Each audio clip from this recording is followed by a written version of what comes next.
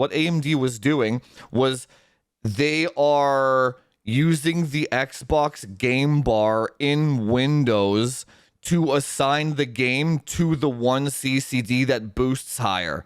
So if you don't have the 20 steps installed in this sequence with this driver, the game will schedule wherever it wants, right? So how does the system integrator sell that to a customer?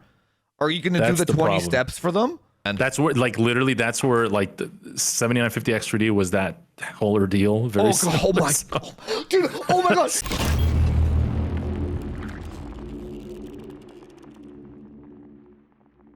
Here we go. What's up? So, Jesse, what's up, man? Why don't you introduce yourself? What do you do? Who you are? Where do you work? And give me the gist. Yeah, man. I appreciate you inviting me, by the way, as well. Yeah, no problem. Like we talked a little bit before. I've always wanted to do something like this, just kind of chill, talk about tech. But my name is Jesse. I'm the founder of PowerGPU. I'm not sure if you want me to go into the whole spiel like I told you about where PowerGPU, where it started, real quick, just like quick. Sure, or yeah, because I don't know the story, yeah. I got you. Okay. So I've been building PCs since 1995. Well, my first PC in 1985. 1999 was like my first official, like my own PC.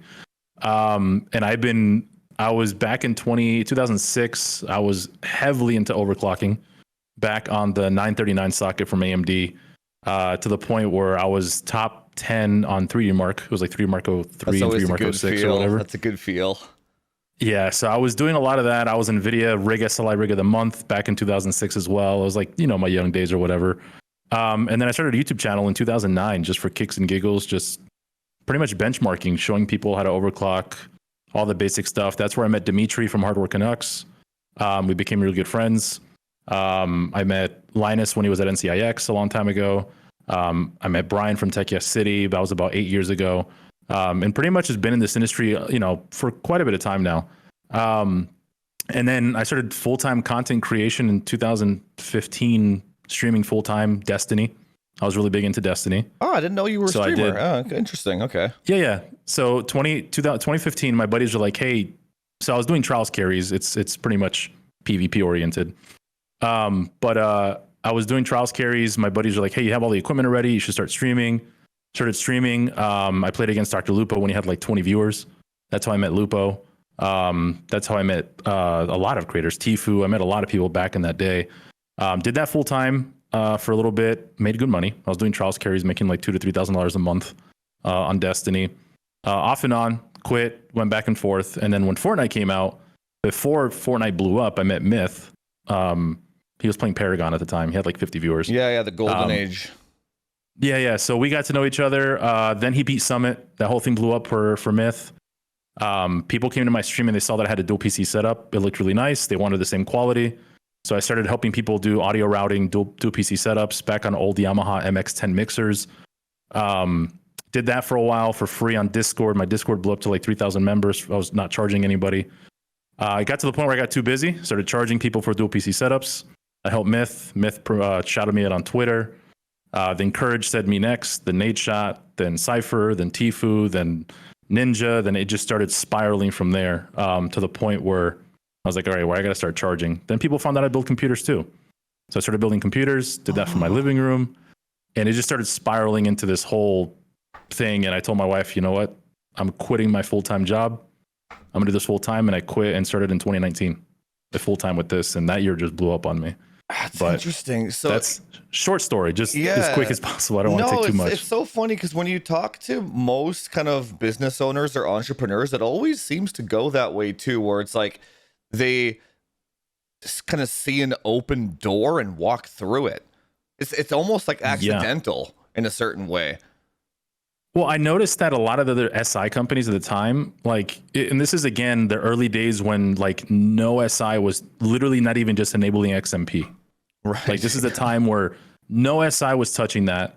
And I saw that hole. And then when I was helping all these Fortnite creators and pro players at the time, there was no other PC company that was even helping these players out at all. And every time I would remote in to do these tech sessions, which you do this all the time, and you'll probably see this, everything's just all out of whack. Especially at that time, no SI was being held accountable. And then that's when I started building PCs and started doing some RAM timing. And I did a lot of overclocking back in the day. I don't do it as much now just because, again, we're running a bigger business now. We're building, 300 to 500 PCs a month. So it's a little different. I will do the one-offs for some people that I know. But it's not my primary business, right now. But yeah, I saw that loophole and then people were buying my PCs and they're like, wow, your PC's outperforming my sponsored NZXT build or my sponsored iBuyPower builder. These creators are sponsored by all these other companies, but they were buying PCs from me. Obviously, we had to keep it behind closed doors. They couldn't promote me, blah, blah, whatever. But yeah, I saw that loophole and then it literally just went down and started spiraling out at a crazy first year in business. I didn't advertise at all.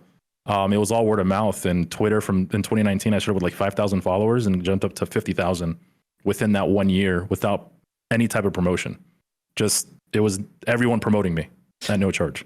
So is it the same? That's how it blew up. Is it the same in business as with like content creation, where like the bigger company you run and the bigger you get, the more kind of like tame you have to be? Like, like you can't be going in there and doing tertiary timings on every single PC. It's not feasible anymore, kind of thing, right? You have to like So we do a lot more than the average SI does still, like right out of the box. But you've met Drunk Kev. He's pretty much our after optimization. Like we do our own in-house optimization to a certain extent, obviously due to timing restraints and stuff like that. So if the clients want like anything else on top of that, which is not to your level still, we don't do anything at your level. It's more just, hey, I'm playing this game. Can you, optimize a little bit more? We do a little things here and there. We don't even call it optimize it really. I know, I hate we that just word. tinker with some stuff. I hate the word, but we just tinker with some stuff. It does improve performance, but we're not like, which you've seen before. We're not like, oh, you're going to get 700 FPS, blah, blah. You're going to get like all this crazy, blah, blah. We just let clients know, listen, and we're very transparent about it. We'll have people that buy a new PC. And they're like, hey, I want you to optimize this game for me or whatever. Kevin will go in there and look at it and be like, you're good. Or you don't need it. We don't need to charge you to do this. It's fine. You're good to go. Yeah. So we won't even charge clients because again, they see, those random tweakers and optimizers on social media and they're like, oh, I want those numbers and this and that, whatever. And I'm like, yeah, that's a little different, but oh my God, that's cancer. Oh my God. Oh, trust me, I've gone through it, man. Oh, it was bad a couple of years. It's kind of like, I feel like 3 years ago was pretty bad. Yeah. I feel like it's toned down now that like, the COD bros. Well, a lot of them got exposed. Slowly, yes. Like, well, yeah. All of them got. Yeah, that's. A lot of them got exposed, so it's not even a matter of like they just got exposed at the end of the day. You can't show 700 FPS looking at the sun, and then the guy gets 150, and you can only do that for so long. But you know what? I'm surprised that it lasted that long. Like it was like 2.5 years of solid ocean view, nonsense, and like pointing your mouse down at. I made meme videos about trust that me, shit. I did too. I mememed the crap out of it. I literally would see these pictures or videos of people like, oh, look at the FPS, and I look at the radar map and I see their character pointing at a wall. Yeah. And I'm like, you're looking at nothing, man. Like, what are you doing? So I memed it as well. I did a lot of that. I joined in on the meme thing for sure. It's tough, man. For a long time there, they were like, well, this guy's offering 700 ocean view for half the price. I'm like, I can't help you, man. It's just, you're going to have to learn the hard way. And yeah, that's what I did. I literally told them, I told a lot of my clients, I was like, listen, you let that person touch it. I'm just letting you know right now, you're going to have some issues. You're going to come back to me. Yep. If you want to do it, I was like, go ahead and do it. They would do it and they'll come back crying to me like, oh, now it's blue screening nonstop. It's this. I'm like, I told you. Yeah. So mine was, it doesn't matter who you go to. I'm going to get your money anyway.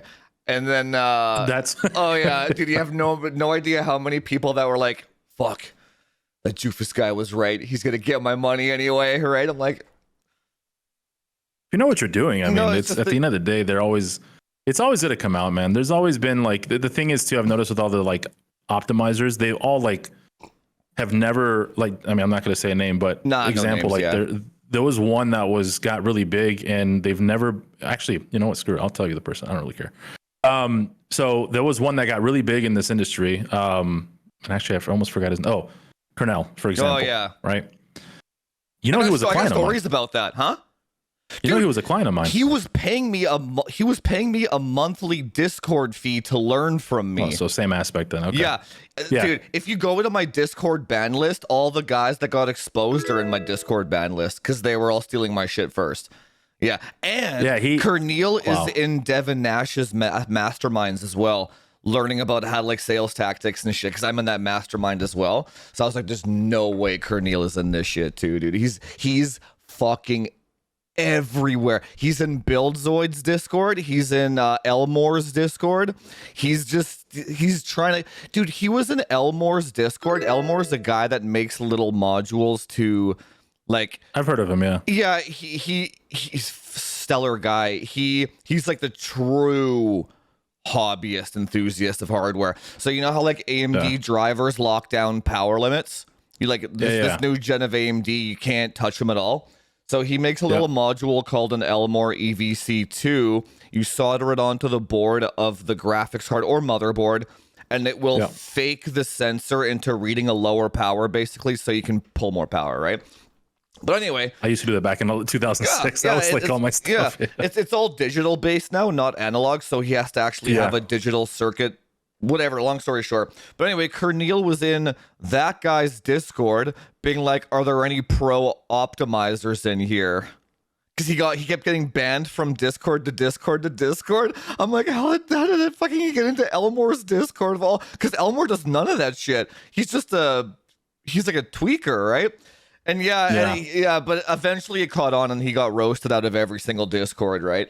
But he was a client of mine. He literally had us like spec out a build, did everything for him, and he canceled his order just to see, I guess, what we were doing. Yeah. Oh yeah. And I still remember him specifically saying, "You and I are the same. We come out of the same state. We're gonna grow in this industry." I'm like, "What the heck are you talking about, bro? You said you've never built a PC in your life. I don't know what is going on." And then of course I saw the whole thing and I was like, okay.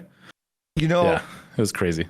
But man, you know, I think, you know, because I can't send you the links because Devin Nash owns them, but you know what I think it was? I think it was because he read the 48 Rules of Power, or whatever the hell that book is. And one of the first rules of power is like, don't reinvent the wheel, just copy other people and do it better.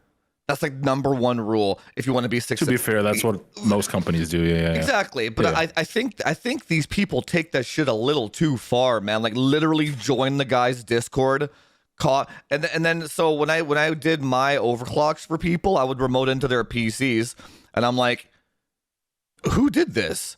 They're like, that fucking idiot did it. And then I'm like, he did it, but these are Buildzoid's timings because Buildzoid publishes his timings on his YouTube channel. So I'm like, so this guy literally just ripped off. I'm like, you can't use these settings for this computer, man. It was man, and the whole time I can't even tell you, dude. Just it's a total random aside to the topics that I want to talk about today. But man, I'll tell you, the amount of shit that I got for a long time for kicking and screaming, being like, this guy is a literal scammer, like a bona fide genuine one. He's I did it for a little bit as well. I was part of that, but it got to the point where it was like, this guy just I felt bad at the end. I honestly feel bad for him. Like I do feel bad. I kind of do as well. I do feel bad. Like I feel like he could have definitely gone far in this industry. I even tried like helping out from time to time. I've always tried to help out people that want to be in this industry, because at the end of the day, there's not enough. I still feel like there's not even enough SI companies to even continue like to provide PCs for all. You know, there's still so many people that don't have PCs that don't even know the difference between a console and a PC, for example. So there's plenty to go around. I mean, it's just at the end of the day, the minute I started seeing all the misinformation and the lies, that's when I was like, okay, now you're going a little too far. You're doing things that are very unethical, you know. And I was like, you know, I don't want to be the ethical police here, but at the same time, you're like, it was pretty bad. There was some pretty bad stuff. So that's where I kind of stepped in from time to time. But now I've brushed all that off now. Now I don't even involve myself anymore. Now when that stuff comes up, I just move on. Yeah, I just move on now. yeah. You know what I learned about that whole thing? It's like at first it was more about like me trying to protect my customers from that shit because, Same. dude, COD Yeah, bros are unfortunate. They don't. I know. A guy's been on a PlayStation for 10 years and he comes onto a console. There's like flashing lights and shit. It's confusing, right? They don't know any better, right? I'm trying to protect those Yeah. guys. But Yeah. what I did learn from that whole experience though is like, man, there is more than enough customers for everybody. Wow, there's no need for a scarcity mindset whatsoever. Like okay, so we'll do a little bit of a pivot here, but you know, like the Intel degradation shit. Yeah. So hang on, where was this on our list here of? Oh, this is actually number 3, so not too far off. But the Intel degradation shit, you know what I learned? So when that whole thing came about, I'm like, no one's gonna pay for a $500 consult just to stabilize their CPU, right? But I'm like, man, I can lock the guy's cores in 20 minutes. I'll do it for $200 or whatever, right? And Yeah. you know what I realized, and man, I've been holy shit, the demand for that alone, right? I mean, I'm just thinking. I had a guy in my chat maybe 2 weeks ago. I don't remember now. He's like, I can't believe Jufus is charging $200 to lock cores. I'm like, bro, go do it for $50. Like, Yeah. look, because there's a whole section of customers that can't afford my 200, but they could have, and maybe that $50 every 30 minutes for you could be life changing. Go do it. It's like, but I don't know why I don't know why people don't. Like I don't know why people hate on people trying to make it, and then I don't know why they don't actually go and try and do it themselves and just charge less of a price, because there's more than enough customers, right? Even when the whole optimization thing was going on, and like 50 new optimization bros would come into the scene and they would all undercut each other by $10. It's so funny too, because you see like platinum packages for like $30. I'm like, dude, how the hell do you even, you're losing, you make more money working at McDonald's. It doesn't make any sense, right? Yeah. Anyway, it's fascinating, man. So in terms of the degradation shit, you guys were actually posting. I remember this actually. You guys were posting tweets like over a year ago. I think Kev was on point with that shit. About what game was crashing first? Was it Fortnite? I don't remember now. It was I think it's either between Fortnite or Warzone. I don't remember exactly, but yeah, we've been in talks with Asus and Intel since summer of last year about this whole thing, because we brought it first. So we brought it to light to Asus, because something I noticed is that on some of the Asus boards, like the Hero board, or even the Strix board, some of the CPUs were hitting 1.55. Oh yeah, like it was weird. I was like, why are they hitting so high? And then the Carbon board from MSI was only capping out at 1.35. So what we noticed is we started having like, it was around February of last year where a client was having issues, and you know, the whole CPU percentage of a CPU failing is so little. Yeah, you know, it's very rare for a CPU to go bad. That we tested everything else first, and then we told them, we said, hey, it might be your CPU. So we had them ship back to PC.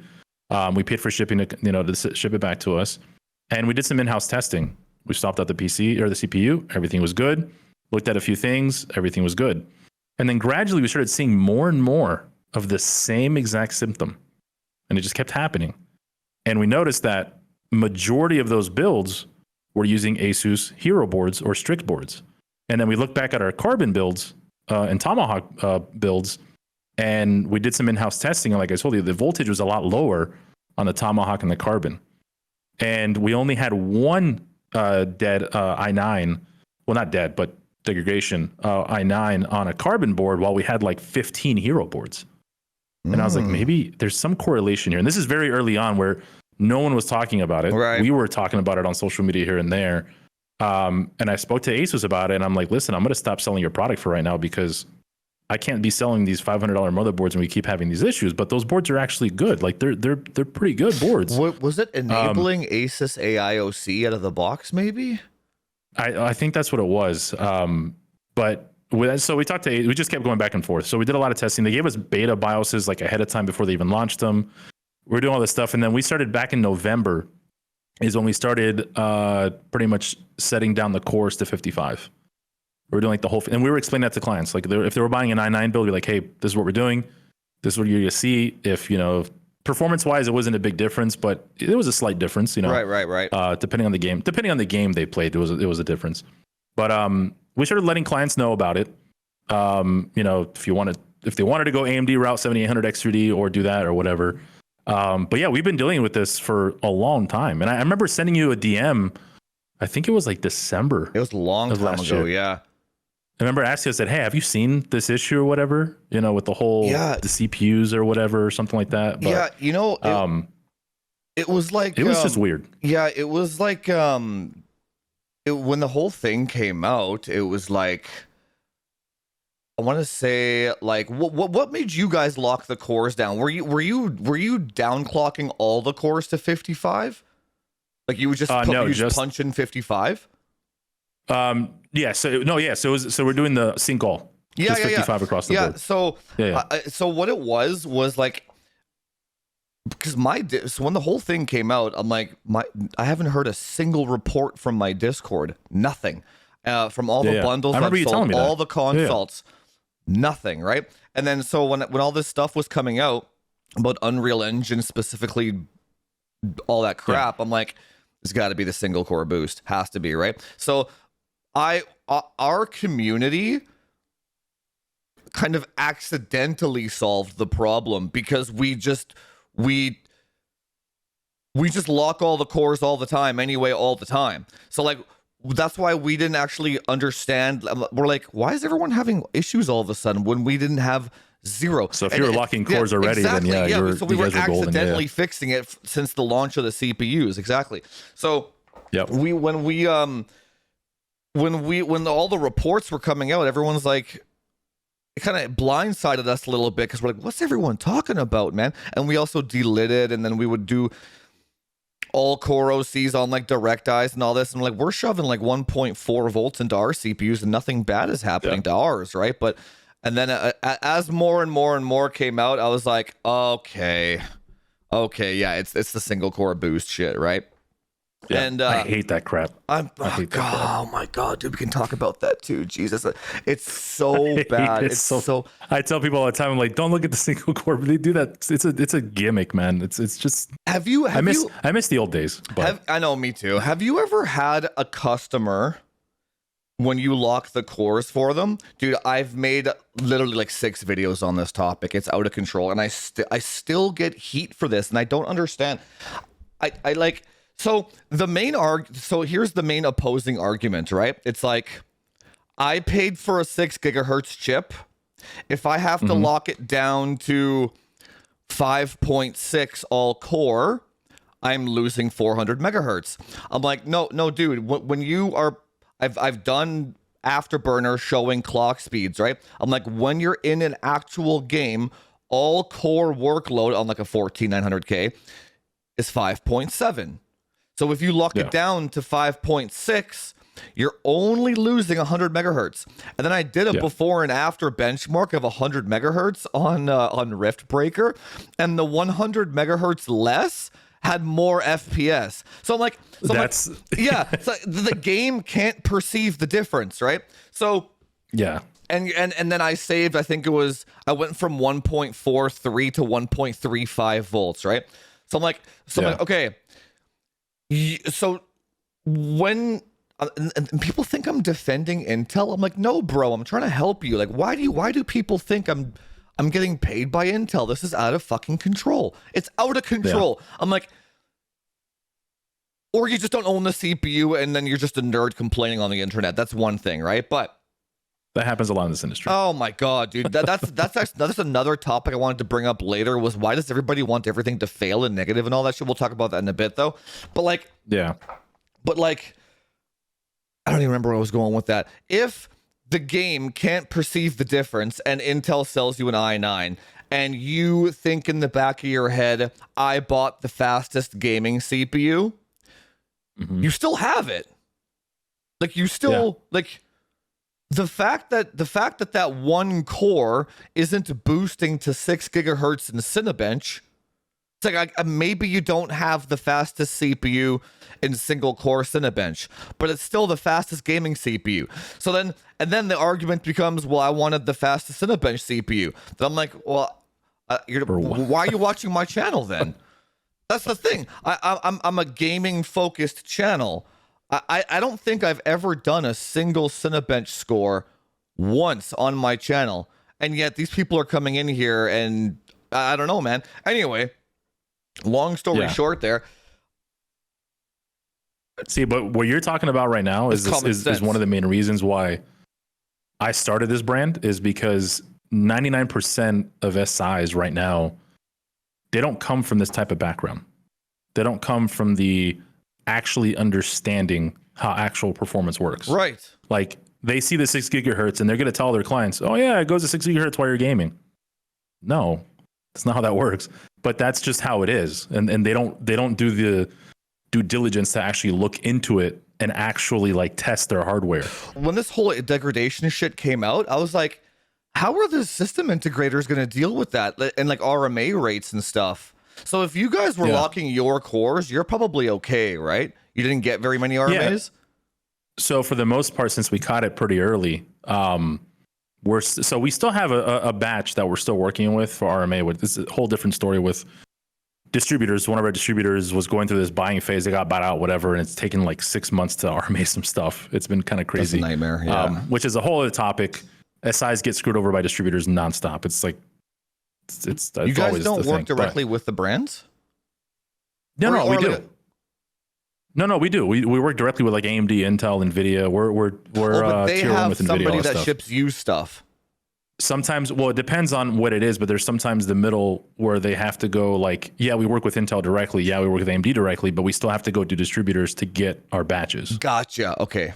Gotcha. Yeah. Gotcha. There's some companies that we work with that's directly from them, and we skip complete distribution. We go straight to them. But those are different relationships. It's not really like the high-end Intel or AMD stuff like that. Normally you have to go through some sort of distribution. Gotcha. So that, yeah. But Intel we caught it pretty early on. Yeah. We did catch it pretty early on. Now we don't have as many. What's happening now is we're catching the clients that have like the 3-year warranties with us. So we're catching like the first generation, like 13900K CPUs that we didn't lock 2.5 years ago or 2 years ago. Right. Yeah. So those are the ones we're getting now that we're dealing with. The ones that we did as since last year, since like summer, we haven't had as much. We still have had some, but it's only been like 3 or 4, maybe around there, from like the ones we've built with the lock cores. But mainly it's been a lot of the older ones for sure, just like the 2.5-year-old ones. Yes. Yeah. I wonder what's like NZXT doing, or like I don't even know what other SIs there are anymore. Like who the hell builds? Actually, I do know what they're doing, and they don't know what they're doing. I'll give you this. So I have a client of mine. She owns a gaming developing company. They're developing their own game, again from Florida too. It's kind of crazy. So many people from Florida. I know. I got to move there. But they actually got sold a 13900KS motherboard or CPU with an Asus Prime board. Of course. Just I've done that before. So it has a Prime board with 13900KS, and their CPU is having the issue. They sent it back to the SI. It's a big SI. It's one of the well-known ones. Yeah. And they got it back, and they're still having the same issue. It's the same thing. I told them, let's go into your BIOS. Went to the BIOS. They didn't do anything in the BIOS. They literally just left it open. Of course, XMP was disabled. Everything was all off or whatever. Yeah. So I'm not sure. I don't think these SIs. I don't think for the most part they know what's going on, because again, CPU failures are so low in percentage that I think they probably just assume it's something else and not the CPU. Yeah. So the next thing was, do you like? So Intel did not do a recall, which tells me that this problem is probably really small, and I can't tell if it's just like the Oh, it's tech still tube small for space. sure. Yeah, if it's just like a Yeah. vocal minority, like a really really squeaky wheel, because like even Yeah. like even Gamers Nexus, let's say he gets like 2 million views or whatever on his video about the degradation, is that still such a small percentage of CPUs? Or like, do you know, like is maybe it's just like a complete nothing burger out there? I don't know. It honestly, it's funny you say that because even with tech YouTubers, there's such a small percentage Why of does the nobody? actual gaming Oh industry. my god! Why does nobody It's- understand that?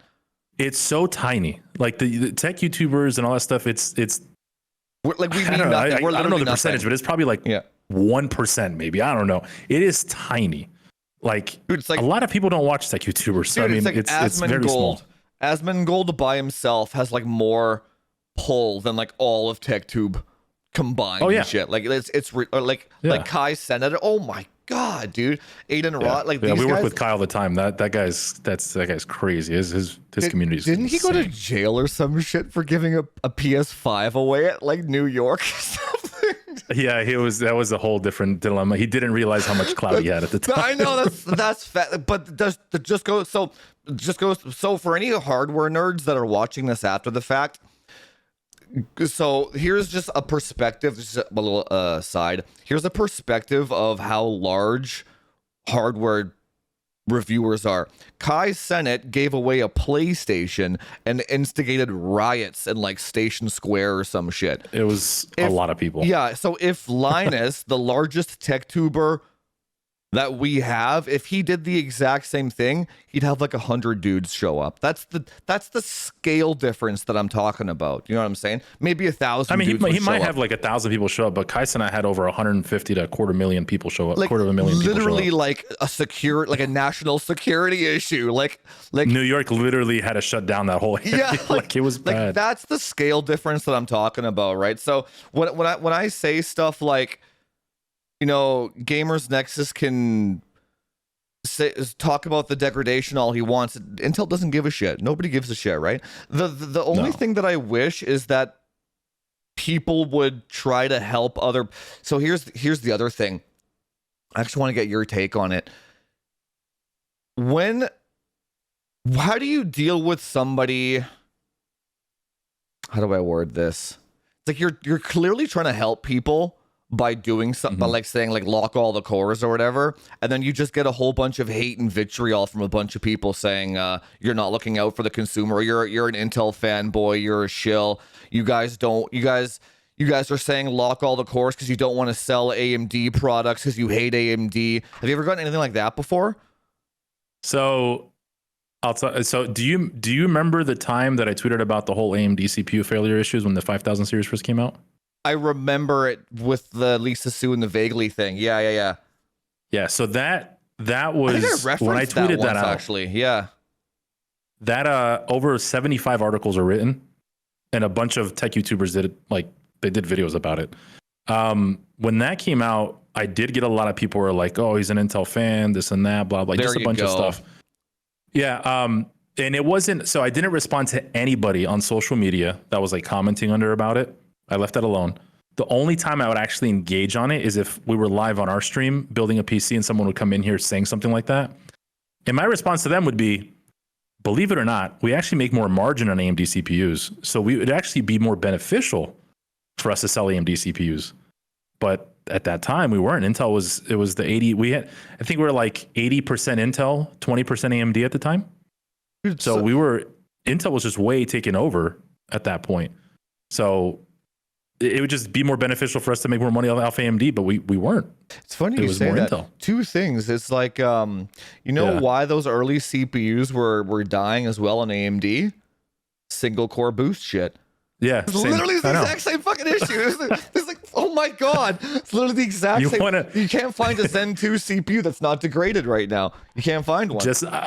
I will tell you this. It was funny because me being in the meeting with all these AMD like high corporate and like tech people in my meetings and stuff, and me showing them live what was happening with these CPUs, and then the high corporate people going back to their text and saying, "Can you explain this?" Their response is, "No, I can't." I was like, "Oh my god, From what I've heard, what we had to you're deal not with. alone in that experience. Apparently, those guys are. I've never dealt with them, so I don't know. But apparently, from what I've heard from a bunch of other tech tubers, is they're kind of like their own little circle jerk over there. Like they don't see like this guy that's head up will have like 5 yes men all saying yes to the one guy, and none of them actually get feedback from outside. So when you talk to them, they seem completely oblivious to the problems of their platforms and stuff. That's what I've heard anyway. I'm not sure.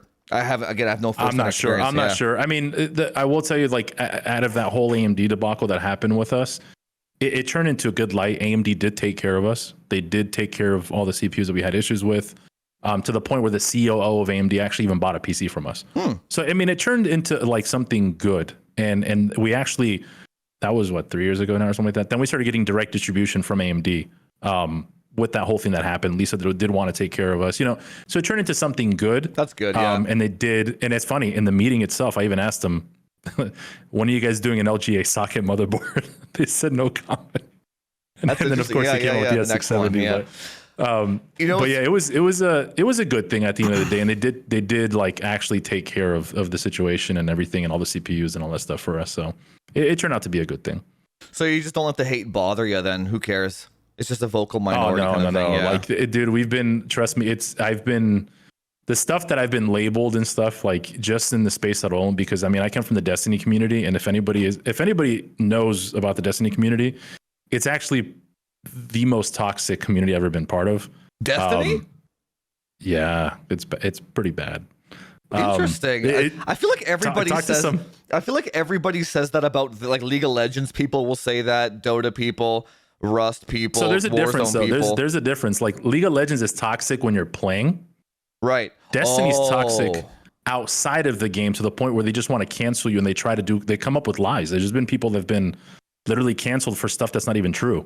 Like, it's pretty bad. So that's why I keep my distance. Yeah. That's, dude. Yeah. So it's not the game itself. It's outside of the game, what happens and all that stuff. Which, if you talk to other creators like Gathalion, for example, I don't know if you know who Gathalion is. No. Ever heard of him before? No. If you look him up, like, he was one of the original like Destiny streamers, whatever. He even mentions it. It was the worst he's ever been part of, and he's been streaming since like the Justin.tv days. So he's been part of this whole industry for a long time.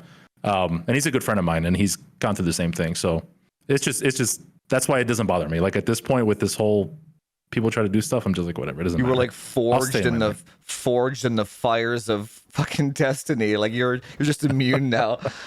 Just that pretty much adamantium steel can't be affected anymore. My God. No, and I feel bad because I mean, the community, like, they're good. There's really good people in the community. I love like most of my creators I work with that I sponsor from the Destiny community. I love them. And they're just good. There's good people in there. Obviously, there's always the good apples, bad apples. You know how it goes. Yeah. It's just like that. So, back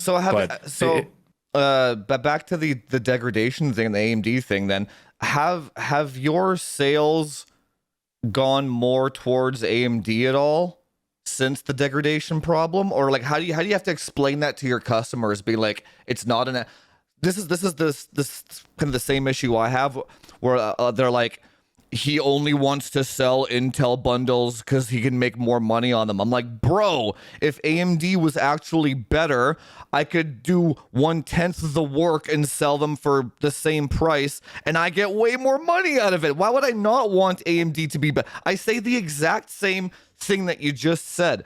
You can make way more margin on AMD if they were actually good, right? But like... Yeah.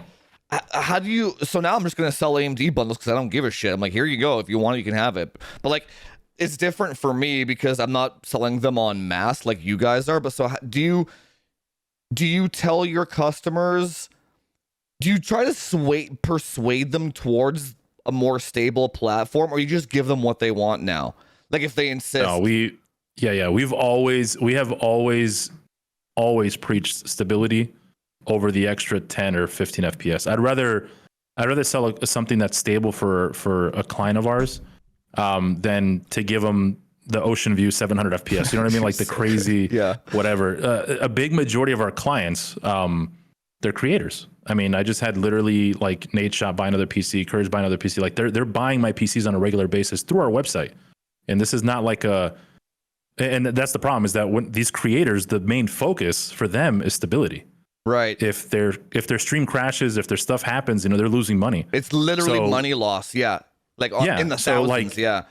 Yeah, so I've had creators that, again, this is I won't mention the names on this aspect, but I've had creators that are sponsored by these big SIs, but they buy PCs from me, Yep. but they're rocking my PC. Yeah. Oh yeah. And they're not, but they're promoting the SI obviously because they have an obligation. But the thing is that I've come down to realize is that even when they're sponsored by these other SIs, when they have problems, these other SIs don't help them.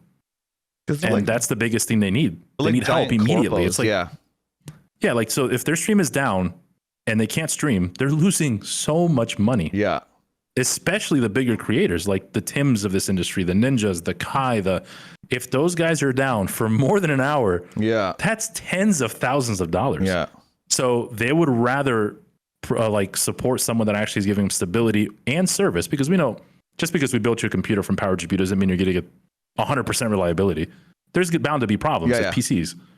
The difference is how you take care of those problems. If you take care of it quickly, make sure it's done right, so on and so forth. So that's what I've learned, and that's what we've kind of like taken over the space because of that with creators. So are any of the large streamers aware of the degradation thing, or they Yeah. Oh, they are aware. Oh, okay. No, they're there. Yeah. So it's funny you say that, because we just filmed about 3 weeks ago. We were in New York filming the AMP video and Agent. This is kind of like when it was getting really bad. Like the news articles are coming out with the whole, i9s, whatever, all that stuff.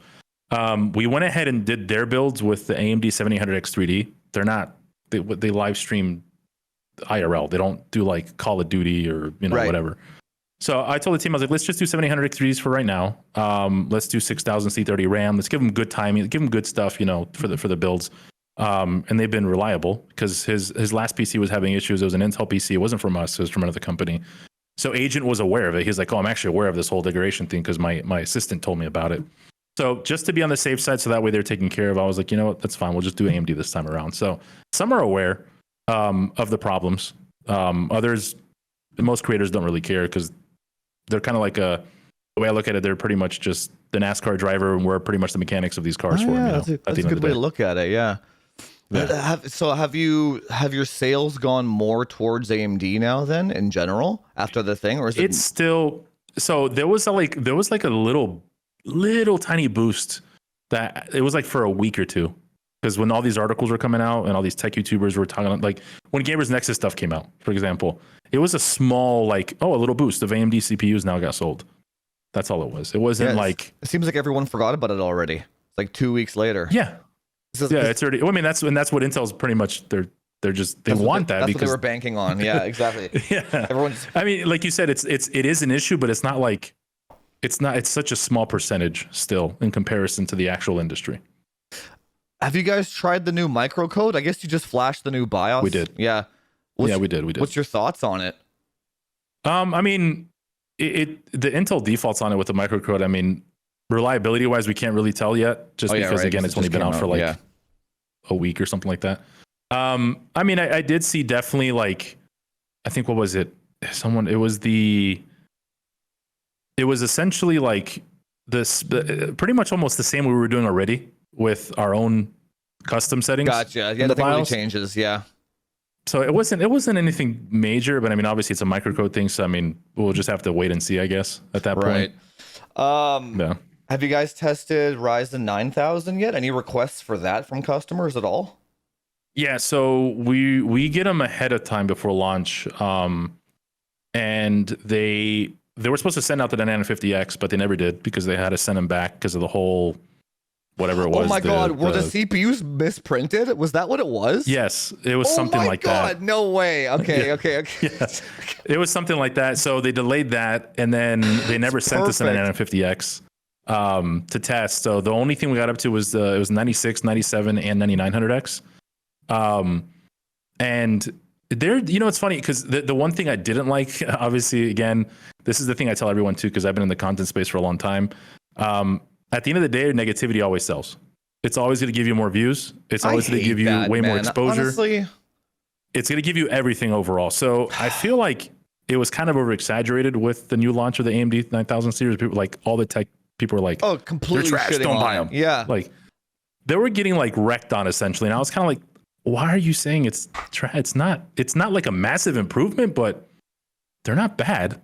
Dude, It's you know not what? horrible. You know what I will tell you? I've been fiddling with my 9950X for like 3 days now, and Yeah. it's a larger jump than Zen 3 to Zen 4 was.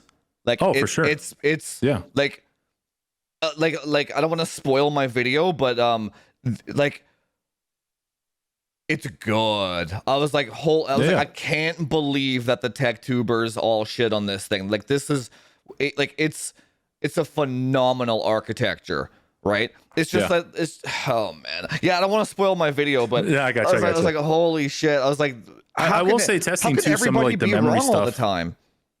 Yeah. It wasn't. I mean, it's been pretty good. It's not, and that's the thing. Like, so to answer your question, no, with the new 9000 series, we've only gotten like 2 CPUs. Right. Well, yeah, no, that's the thing. Why would anybody order it now, right? That's the thing. Yeah. So it's been very little, and everyone has been telling everyone else to just stick with the 7800X3D, which don't get me wrong, that's a phenomenal CPU. It's a good CPU. But yeah, no, sales wise, not too many AMD stuff. It's been, if a client will literally ask us what we recommend, it just really depends on what they're using it for. And if they're scared, like we've had people that are like, oh, I'm too scared to go i9, so I don't want to do it. I'm like, just do the i7 then. The i7 is a great CPU. It has more than enough, for video editing. It's good for gaming still. It's a good CPU overall if you're scared to do the i9. So, and then, if they game at 4K, it really doesn't make a big difference from the i9 anyways. Oh my God, that's the other thing. So my benchmarks that I was, I'm going to release the video this week. I had to do the lower resolution. Dude, I had to do I had to do some benchmarks in like 480p to be CPU bound, right? I'm like, I don't know why I'm doing this. Like, it's like, no, like I did. Yeah. I was like, I'm using. People don't understand that, dude. I'm using a 4090 overclocked. You're pushing to the 3 CPU. gigahertz. Yeah, and I'm like, just pick anything from the last 7 years and it's gonna max this out. Like, I don't understand. You know what I'm saying? He wants me to ask you about the AM dip. So actually, speaking on that, how did you deal with the Rust bros with the AMD CPUs? Because that was a big one. When I first tested the 7800X3D, first thing I jumped into was Rust, and it was a stuttery mess, right? And but the developers of that game, I believe. So hang on, a little bit of backstory. So when the 7800X3D came out, I believe Tarkov developers recommended that one too.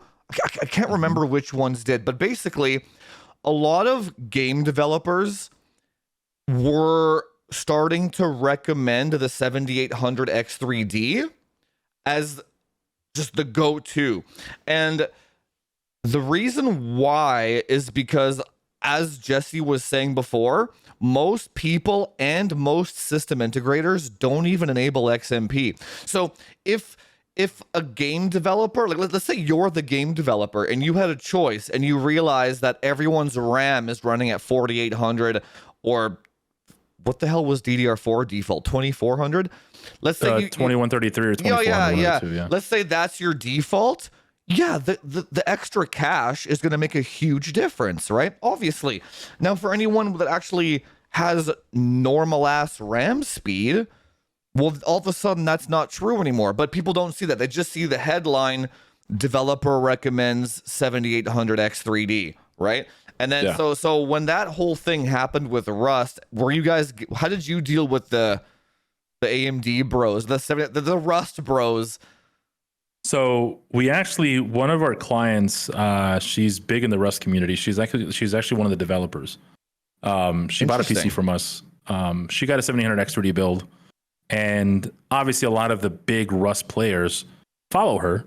And when she talked about PowerGPU and the PC that we built or whatever, we got a lot of big Rust players that reached out. And at that time, especially this was about how long ago was this? About a year and a half, a year now? The other problem was when that platform first came out, it was a buggy mess. Holy shit. It was. So that's a whole different issue, warned them.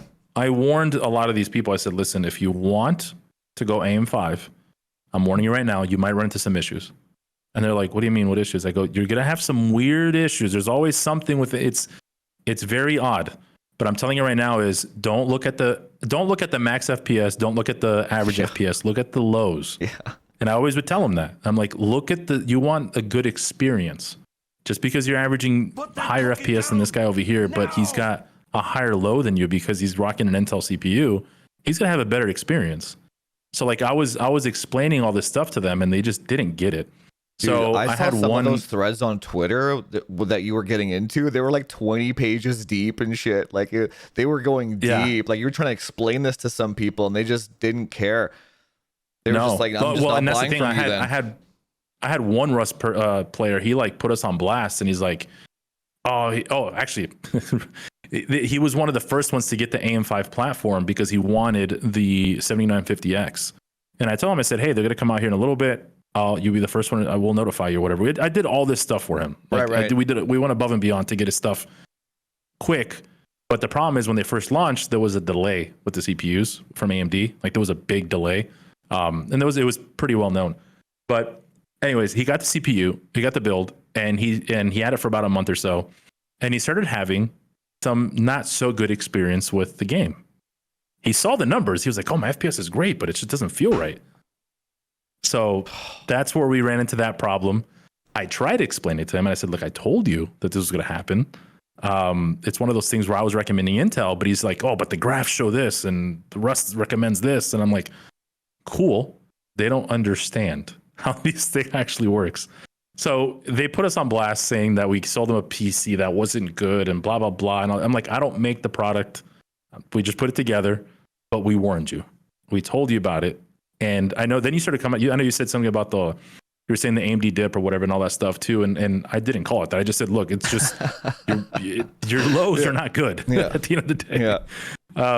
But yeah, it just went on this whole rant thing, or whatever. And luckily the person that like the community member that kind of works with the Rust community like defended us heavily because she understood all this stuff that was happening and she understood what I was trying to say. So at least I had her in my corner. But for the most part, yeah, I told my team, I was like, listen, we're not dealing with Rust players anymore. It's just it was bad. How do you did you ever actually get through to somebody explaining the lows and the gameplay experience? We do. Yeah, we do all the time. Okay, yeah. So yeah. So what's the best way? What's the best way to explain that to somebody? Because I get that shit all the time, dude. It's out of control, and I don't know. It comes down to if their eyes can even see it. We're down. Well, to that's this what I level tell now. them. So like when for example, like I used to sell TVs at Tiger Direct, for example, and people. This is back in 2012 or whatever when they had the whole. Yeah, I was there for 8 years, so I did a lot of builds and all that stuff, whatever. But it made me laugh though because I had clients would come in looking at a TV, and this is like when the average TV was right around the 60 hertz or whatever, and then they had like the motion flow 120 hertz and the motion flow 240 hertz or whatever. And I would put on stuff on there to show them, and I'd be like, "Do you see a difference?" And they'd be like, "No." I'm like, "All right, yeah. You don't need this $4,000 TV. Let's go to the next one. Do you see a difference?" "No." "Okay, you don't need that one either. Yeah. Let's go to the next one." "Oh, this one looks really good. It looks just like the other ones." "Yeah, so this one's half the price. It's the same size, and you don't see a difference between these three, right?" "No." "Okay, well, let's stick with that one." Like it's we all see differently to begin with. So at the end of the day, that's what I would always tell people is just if I know some people too, it's anecdotal too for like some people, especially Call of Duty bros, they see like they want the 500 plus hertz monitors just about to say that next. Yeah. They want all this stuff. And there's been times where just to tease people. I mean, these guys, some of them are my friends. Like I've been really good friends with Symphony for a long time, 6 years now. Oh my God. And Maven and all these guys are like really good friends of mine. And, I can show them like these things to show them. And I'm like, I didn't change anything. It's the same exact FPS. So you don't see a difference at all, brother. No, you just change their refresh rate down to 120 and they don't even notice. Yeah, dude. When Warzone, oh my God, back to the Kernel placebo thing. effect. Yeah, that's what it was. God. Placebo effect. Yeah, when Warzone 1 came out, so I built a PC for Mutex back in the day, right? And his partner was Blast. And Blast got a fucking AMD platform. I can't remember from who. I think it was Kernel. And he got a 6900 XT back in the day, right? And Dude, I get like a fucking text. Bless his heart, man. He doesn't know any, but I love the guy. He got a text. I got a text at like 1 a.m. You know what the fucking text was, dude? I'm just like, I, I look back now fondly on the memories, but man, in the moment, I'm like, this is not real right now, right? I get a text, and it's a side by side of Blast's PC. It was a 5950X, I believe, and a 6900 XT. And then I think he had like a 10900K and a 3090 or something back then, right? That I built for me, or a 1200K, I can't remember. And they were looking at the wall. They were both looking at the wall, dude.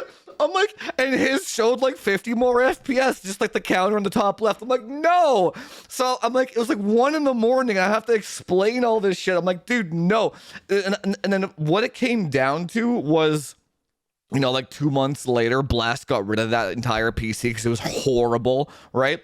And then I'm like, there's no way for me to articulate this to you unless you had that other PC in front of you and you can feel it for yourself.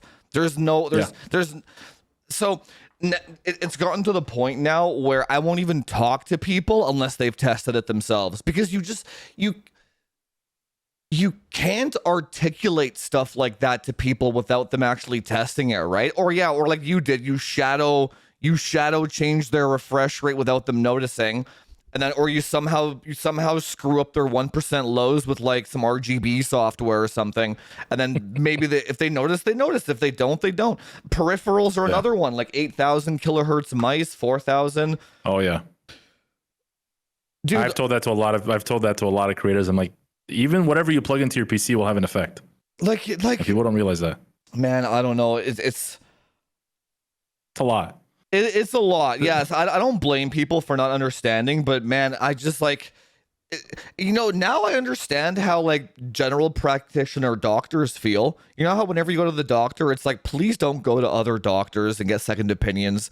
It's like, man, I get it now, because you're making their always job think they're right. Yeah, you're making. That's the thing. I always think I'm right. Right? Yeah. So when somebody is like, I'm like, man, just let me be your doctor and I'll take care of you, right? But if they're like, this guy says AMD gets 5 million FPS on the airstrip in Verdansk, I'm like, then go fucking do it, and you're gonna find out, right? Like, I understand. I understand the frustration of tradespeople so much more now. Wow. And it's like, and yet people still think I'm being paid by Intel. By the end of the day, at the end of all that shit, man. Oh, I don't know. At the end of the day, I just want stuff to work, and if it's working, it makes my life easier. It makes my tech's life easier. It makes everyone's life easier. So no, I don't want, like, it's one of those things. If I'm not going to sell a garbage product to begin with, and you get less service calls, you're wasting less hours. Exactly. You're doing all that. Yeah, it's like, it makes perfect sense why. So what would you say is the ratio of sales figures then from AMD builds to Intel builds? CPU or GPU? No, wait, GPU so you said doesn't Intel? exist. Sorry. Yeah. CPU, yeah. Oh, Intel. So right now, it's probably around the 50-50 right now. Oh, interesting. Oh, yeah. And what about the service call rates? Do you have that? Not that much. So here's the crazy part. Since we do so much testing in-house and due diligence and all that stuff, yes, there's sometimes that obviously like something might pass here and then, you know, a month down the road, it might have an issue or whatever. But we actually don't have that much RMA to begin with. Like right now in the warehouse, I can go over there and there's probably one PC back for RMA work. And we probably get about 5 or 6 a month. But we sell over 3,000 PCs a year. So, I mean, the ratio is very, very, very low. But the reason for that is because we make sure that the hardware we use is good quality product. We don't there's a lot of manufacturer boards I don't work with. There's a lot of coolers. We look at specific coolers, like we're coolers. We make sure that they have good pump speed. They're cooling their CPUs, you know, properly. Like we look very deep into our product that we use. So that way we have less issues in the long run. So, and that's why we don't touch, that's why as an SI, we get a lot of people like, oh, why don't you have like $1,000 builds? No, because for us to get that low, we have to use some pretty cheap product with our margins at least. And with our growth, you know, we can do it. It's just very tough. Or actually not the 1,000, the 599 range, the 499 range, you know, those. Yeah. So yeah, we can do probably mass in those, but we'll probably have a lot more issues down the road, or, you know, based off the boards, based off the cooler. So we're very picky about the stuff we use, so that way we have less issues down the road for our techs. And I think we've done a really good job about that. That's a perfect segue into so the reason why you guys don't have any problems is because you did your due diligence with your testing before your validation Well, the product process. the product we use and the testing. Yeah, so right. We do both. So there's no issues if you know what you're doing is basically what you said. Well, right? Not no issues. There is issues still, but it's not nowhere near at the same level. Right. Yeah. And so there's been companies that reach out to me like, hey, we want to work with you. And we look at the product, we're like, not to our standards, sorry. Right. And they'll throw money at us. They'll be like, we'll give you all this free product. We'll do marketing stuff. We'll give you all this. And I'm like, nope, I'm good. Yeah. So no, we don't deal with it. It's not worth tarnishing your brand as well, right? No. So that's why when I was a full-time content creator and I was getting reached out by sponsorship stuff, like there was only like 2 companies I got sponsored with at the time that I was getting paid monthly, which was like Advanced GG. It was like an energy drink company. I actually liked their product. And then Elgato, which at the time I liked. Yeah. Now it's not so much. But yeah, I mean, it was just different products that I've worked with. And I kind of brought that into my brand as well. I'm not going to work with products that I do not personally know, or I personally don't believe that they're good for my testing. I'm not going to push that onto my clients. It's like it's a longevity play too, right? So like how many system integrators since I've what, like maybe 2 or 3 years kind of been in this scene, I want to say I can't even count on 2 hands how many system integrators have popped up and died already because they just take whatever they sell, just look at the dollar sign. They just look at that's all they look at. But it's and they don't know hardware. No, I know it's hard to resist that though too. Like from I'm sure from your I completely perspective, understand that. You know what I'm saying? Yeah, I'm like, man, like it's not cheap. It's not cheap to run an SI company. So I think I'll put it in this perspective. Is not short-term profitable. Yeah. So the only reason why my brand has been able to do what it's been able to do and continue to do what we're doing is when we started with nothing. My wife and I, before this company, we were struggling financially. We had no money, zero in the bank. That's good to hear, though. I put zero money into this company. We've not invested nothing. We have no investors. We're almost pretty much, debt free. We're pretty much, getting to that point where it's going to be, we've pretty much just taken money and put it back into the brand. The thing is, I've noticed is these other companies that they come up out of nowhere and they want to get ahead of everyone immediately. Yes. So they start in debt. They start with like 15, 20, $30 million in debt. And they don't realize that there's not a lot of margin to begin with this industry. And then when they launch with these ridiculous prices because they have to make up as much money as they can. So their margin levels are hurting for them to be able to compete. And then they're paying thousands and hundreds of thousands of dollars to creators to promote them to the point where they almost go bankrupt. That's what happened with NZXT. They almost went under. When they sponsored Ninja, Tim, Lupo, the amount of money they were paying these creators to get their name out there was insane. They were this close to going under. What's that? Does that work, you think? Like no? So sponsorship so here's the thing, and this is and I've talked to a few people. Since the margins are so low on PC components to begin with, SIs are the ones that get screwed over the most because you have obviously the company that makes it, right? Then it goes to the next company, then it goes to distributors, and then SIs are the last ones before it gets to the consumer, or like retailers, for example. So we're literally like biting the end tip of the margin, right? So we don't make that much to begin with. So in order for us to make our own margin, companies have to, raise their own prices or raise their labor costs or whatever it may be.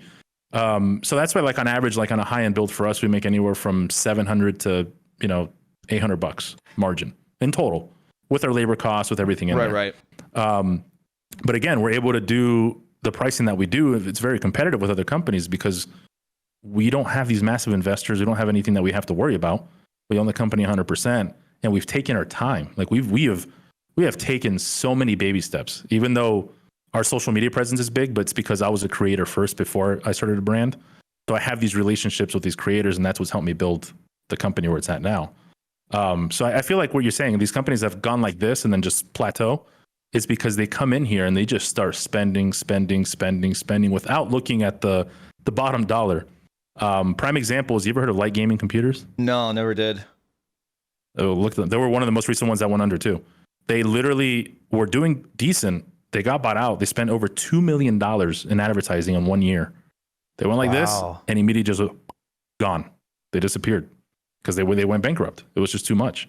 I can tell you right now, for the 5 years that we've been in business, we've probably out of our pockets have only probably spent $80,000 in marketing out of our pockets in 5 years, which is very little. I had people reach out. I had like system integrators that I'd never heard of reach out to me being like, yo, do you want to collab? I'm like, who the hell are you? Like, they're like, we want you to do our top end overclocked PC builds for us and shit. I'm like, dude, I have no idea how your customer service is. I don't want to attach my brand, but man, some of those offers are so, I'm sure those, I don't even know if those companies are still around. I've never heard of them, but like, man, some of those offers were so lucrative, and I'm just like, okay, now I understand why people sell out so quickly. It's like, so I only work perfect sense. I only work with creators that were clients first.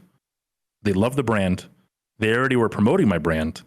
They're a good fit for me to sponsor them. Yeah, that's the best. And that's how we do it. And the reason why we do it that way is even right now, currently, like we had some creators that I've known for a long time. They were sponsored by me. They love our brand. They do this. They got a bag from another SI, and I told them they got on a phone call with me like, hey, they're offering me this much. I was like, take it. Yeah, why not? Take it. Yeah. I will rip up my contract right now. Go take that bag. And they're like, wait, really? I'm like, yes. That's stupid why they're paying that. Yeah. And he's like, yeah, I don't know how they're going to make their money back. I'm like, that's my point. Sounds like a go take problem. The bag. Yeah. And I'm like, they took the bag, but they're still buying PCs from me and still promoting me behind closed doors. Yep.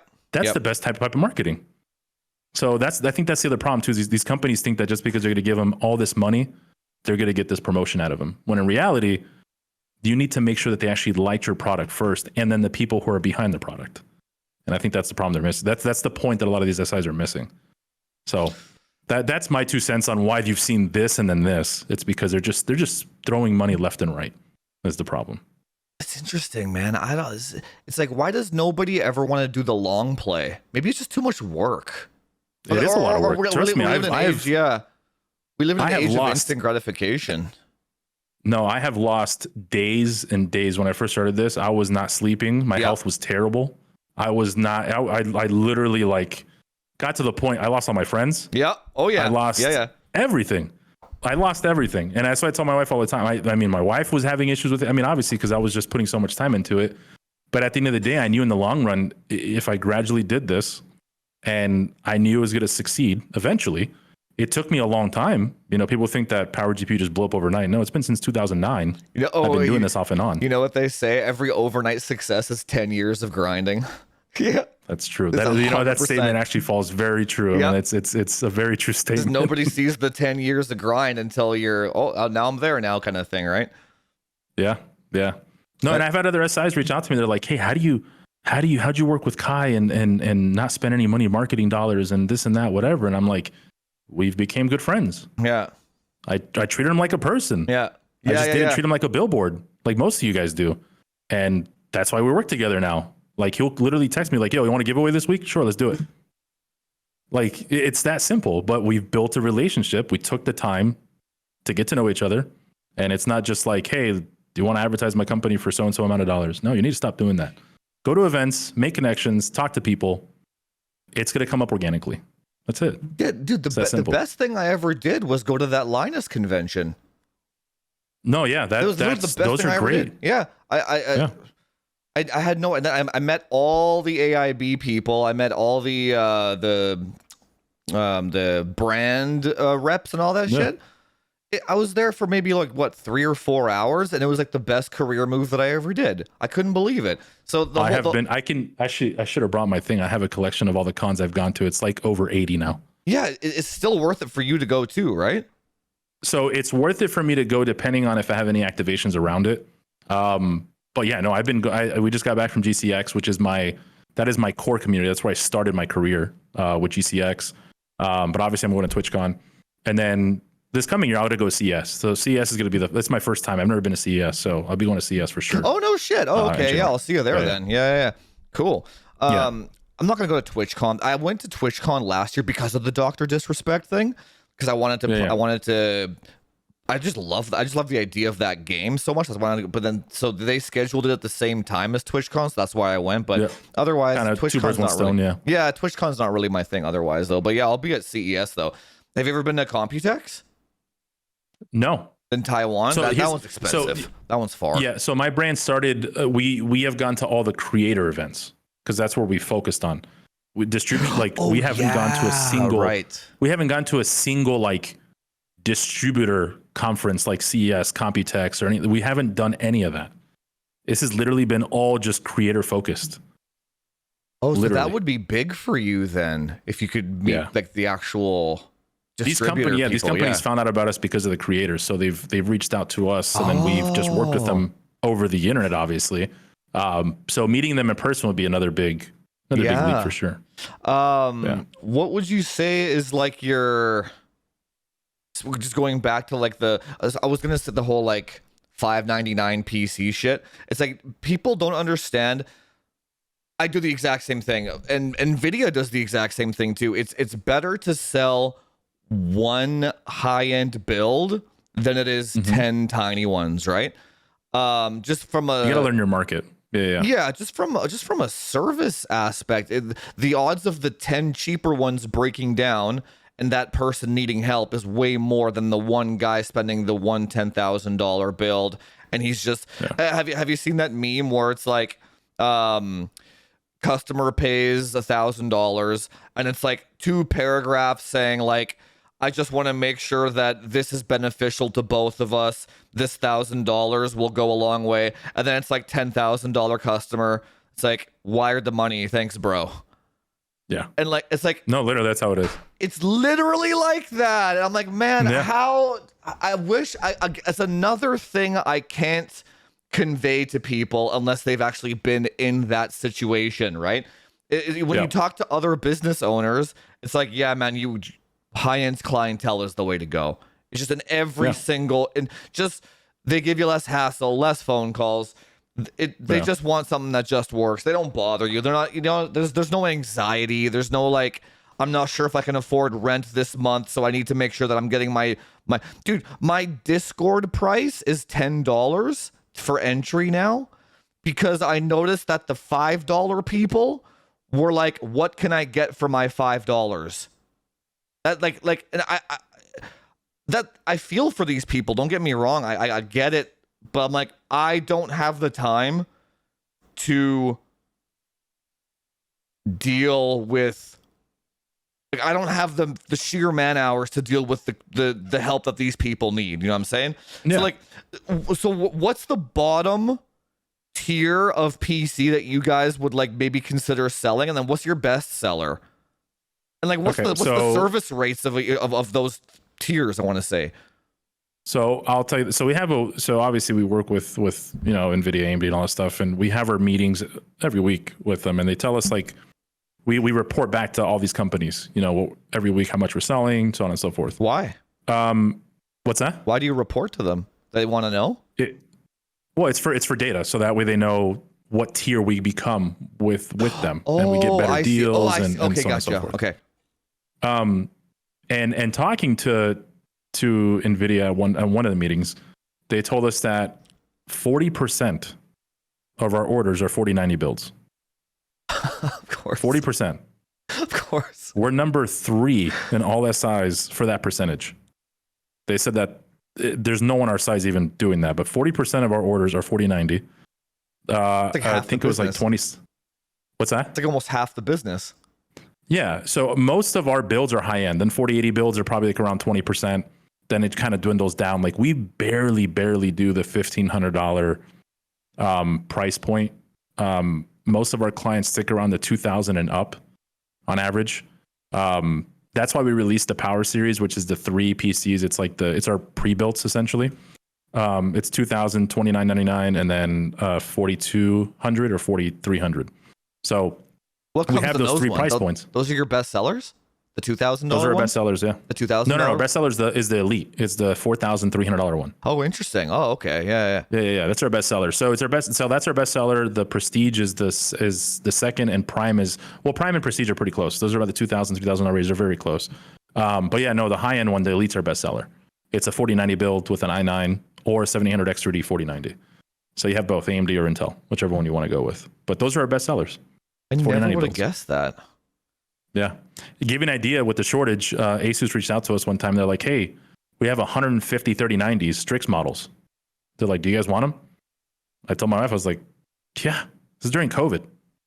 This is a pandemic time. I was like, take them. We did the risk. We paid, it was like $200-something thousand. We sold them all in a month. It was all bills were gone. 3090 bills were just gone in a month. That's a good idea. Yeah, that's a good call.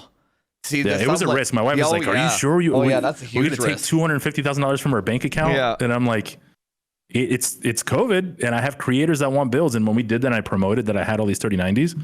So many creators are reaching out to us. It was nonstop. My phone was blowing up. I'm like, "Oh, I saw you have 3090s. I want to build. I want." It was nonstop. So we literally sold all of them within a month.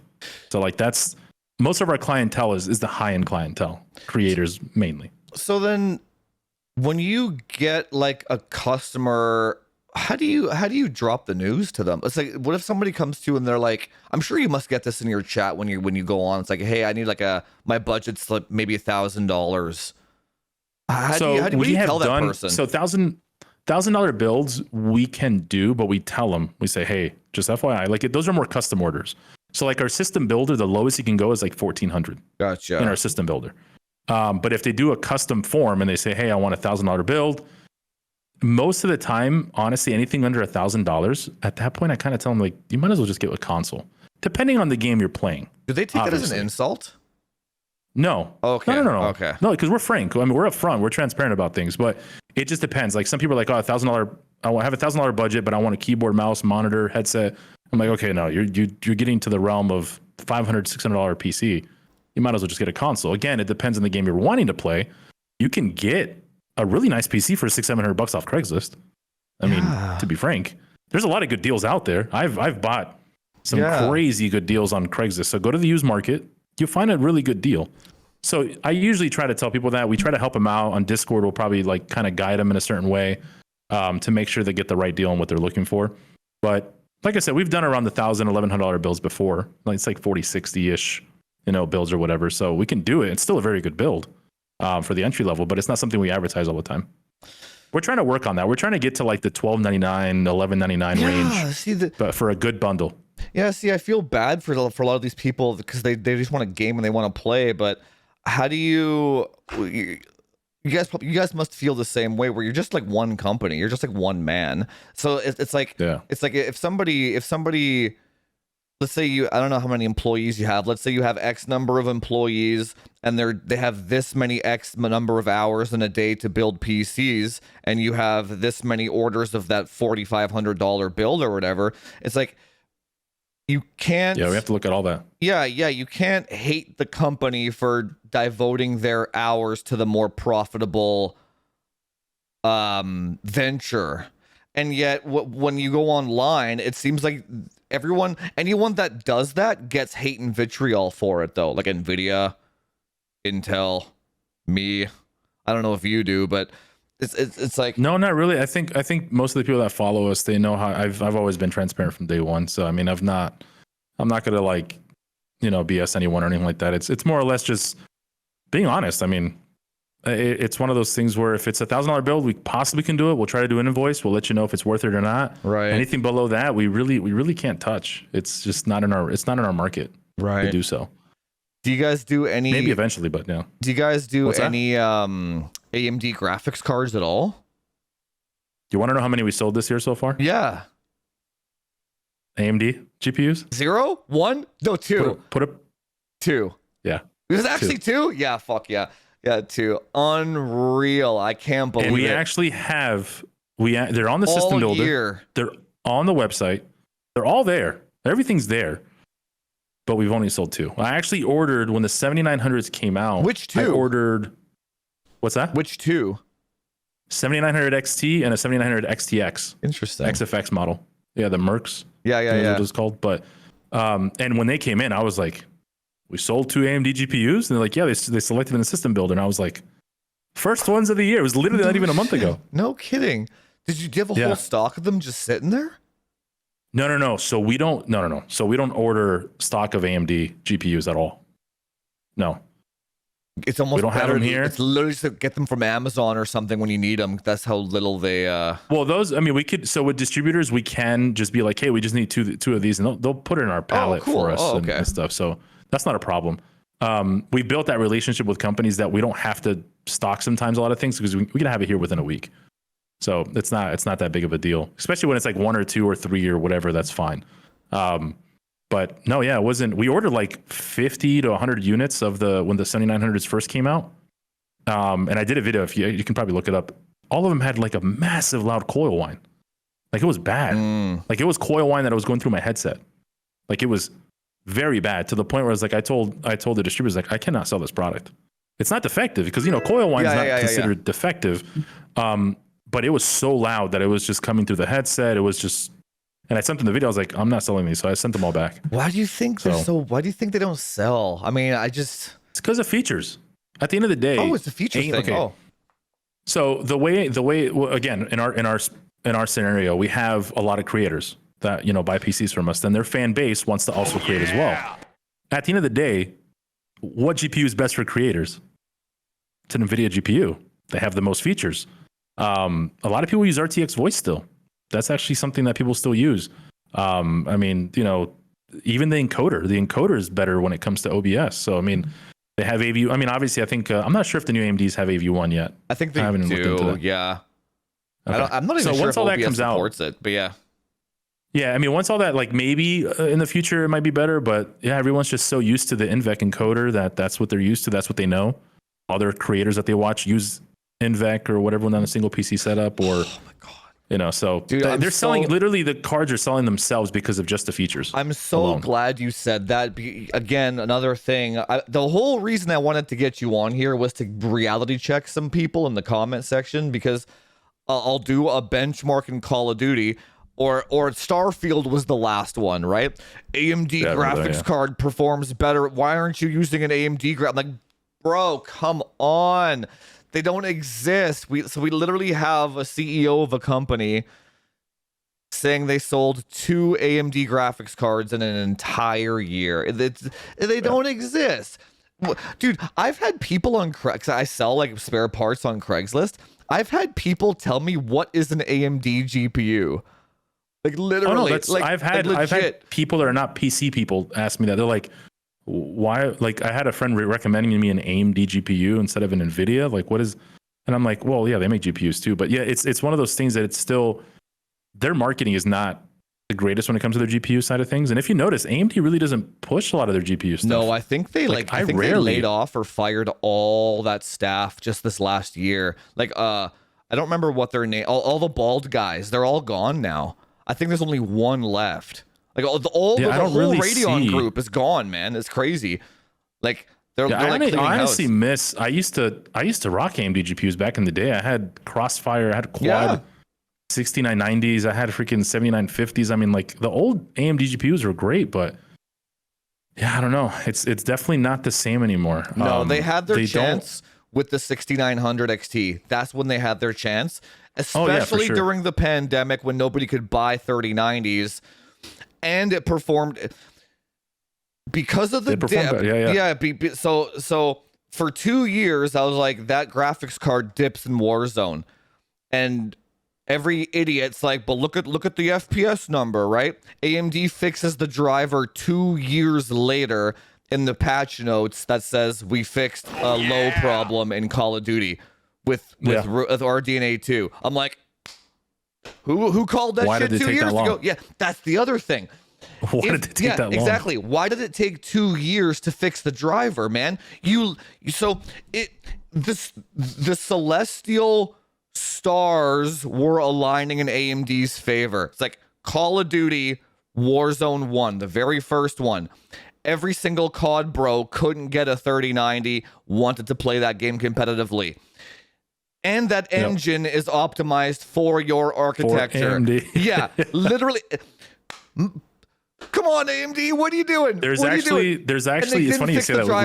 We've talked in the warehouse many times about these opportunities that come up for AMD, and we're like, oh, they could have taken over. Because at the end of the day, Yeah, we want competition. Yeah. That it just helps everyone. Yeah, of course. Across the board. And it makes it easier for me to recommend something if something else is out of stock. If something's out of stock and there's nothing for me to recommend, it makes it really hard for me to make a sale. You know what I mean? Oh yeah, yeah. And we're just one of those things where it's really tough. So like right now, even though the Intel thing is not like it is small, but it's still a prime opportunity for AMD to take over. Of course it is. Even with their CPUs. Like this is another opportunity coming up right now, like that AMD could hone in on this. Drop the why didn't they drop the 9800X 3D? They would have completely taken the entire CPU market share if they dropped that CPU. But instead they gave reviewers the 9950X, which those guys are gonna just put it in there and hit the benchmark button and show 2% performance increase, and then they're gonna get shit on. So now AMD squandered another opportunity again and got all the heat off of Intel now. Yeah. Oh my god, dude. AMD is literally their own worst enemy. They're their own worst enemy. They are, straight up. People don't realize that the last time AMD was on top, and I mean on top, destroying Intel. I don't know your age, but 2006, the 939 socket, the FX series, the FX55 and the FX 4600, 4800. And it's funny too, because I know people complain about pricing now. That CPU cost me $798. It was a dual core 4600. Yeah. It was $700 for that CPU back in 2006. More expensive than today's CPUs. So you talk about inflation, that CPU now would be worth $1,500 or whatever. But I still have the invoices on Newegg, like my account on Newegg. I still have all access to that. And those CPUs were just destroying Intel. Then obviously, I think it was 6 months later, they came out with the Q series, the Q6600. Oh yeah, right. Yeah. That one just took over everything, and then Intel came out with the 6700K and the 7700K. Then it kind of just took off from there. But they did Phenom and then Bulldozer. Yeah, then that was the bad one. That was that. Yeah, that was that. They went backwards, dude. It was literally slower than the Phenom before that. And then it wasn't true 8 cores either. No. All these people are saying Zen 5 is the new Bulldozer. I'm like, I just wait for my video. No, I know, but that's the meme on the internet, though, right? They're like, this is a bulldozer moment. Yeah, that's what everyone's saying. Those don't know about Bulldozer, then. They don't. I think bulldozer moment is kind of a meme as well. Like Rocket, the 11th gen was Intel's bulldozer moment, right? But people bulldozer moment should mean slower than the previous one, right? Which the 11 900K was slower than a 10 900K, so that was their bulldozer moment, right? But and 100 Celsius too. And that thing, but that thing was epic. The 11900K was so epic. That thing was 1.55 volts, 24/7 nonstop, just trying to. I'm referring to the bulldozer. That was 100 Celsius. Oh, I never touched bulldozer. I had my 20. You never touched it? I had my Sandy Bridge 2600. Dude, I had a 2600K for 8 years. That was one of the best overclocking CPUs. Yeah, I still have it. I was gonna do a video on it too, but 5.2 or 5.3 is what I was able to get out of it. It was something stupid. Those things got crazy. 5 gigahertz on air cooling. Yeah, insane. Oh, those things were awesome. And then that's what I tell people is I miss those CPUs where they had the base clock. They had none of this boost whatever crap, and you could overclock your CPU 2,000 megahertz. Yeah, out of the box. And it was nice. See, but I was a couple of weeks ago on one of my streams. I was like, my channel started off as a max overclock channel, and now it's I don't even know what the hell it's fixing manufacturer mistakes channel. It's super weird. We're beta testers. Yeah, it's like now whenever I get a new platform or a new architecture, I have to it's not I'm not overclocking anything anymore. I'm deep diving to figure out how it works and finding the most optimal way to make it work with Windows schedulers and shit. It's the new overclocking is now the undervolting and the tweaking and the tuning and the synergy between the OSs and the game engine, going into so dude, not to spoil the video again, but so the 9950X will perform differently in different games depending on how you configure it and tune it, and depending on how you set the config file in different games. So That's it's insane. like, yeah, That's crazy. So it's like, so if you want max performance in this game, you need to have a BIOS profile for that one. If you want it to max, that's why. So even if it is faster to a certain degree in a certain game, you still have to get Intel, because you can just disable the E-cores and it works in everything, right?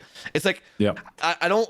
If you go and you watch Gamers Nexus's video on the 9000 series, there's like 30 steps from AMD to make that shit work in Windows. It's like, you can't be doing that. It's like, why are we doing this now? Like, it's, from your perspective as a system integrator, you can't sell that CPU. Like let's say you actually did sell a 9950X. I just thought of this question though. Let's say you guys sold a 9950X to a customer. How would you configure Windows for them? Or would you? So with that, I mean, we do our own Windows like settings and stuff out of the box, like from factory, and we do it differently for AMD platforms and Intel platforms already. Right.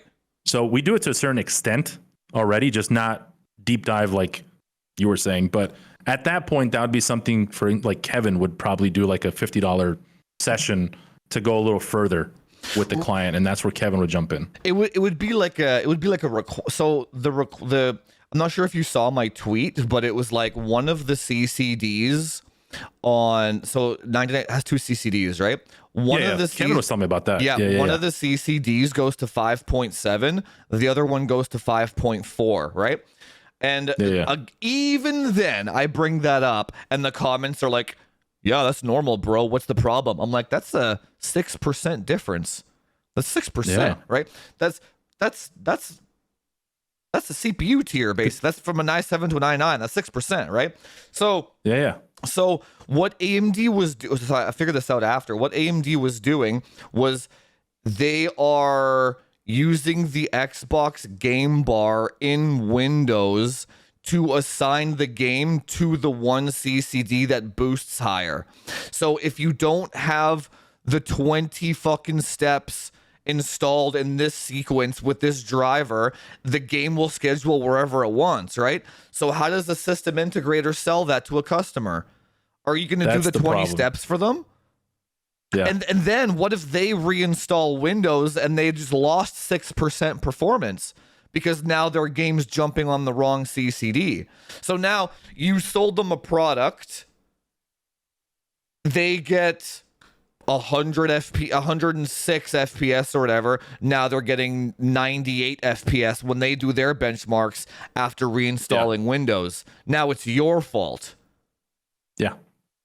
I don't know, man. That's where, like, literally, that's where, like, the 7950X3D was that whole ordeal. Very oh my god, dude! Oh my god! Can I ask you about? Oh my god! Can I ask you about that? So the 7950. Oh my god, that's another one. I got so much shit for that one, dude. The 7950X3D came out. I'm like, this is a fucking scam. This thing does not work at all. We didn't order them. It took, dude. It took me 5 minutes to look at that CPU. I'm like, this is a complete dog shit. I can't believe it.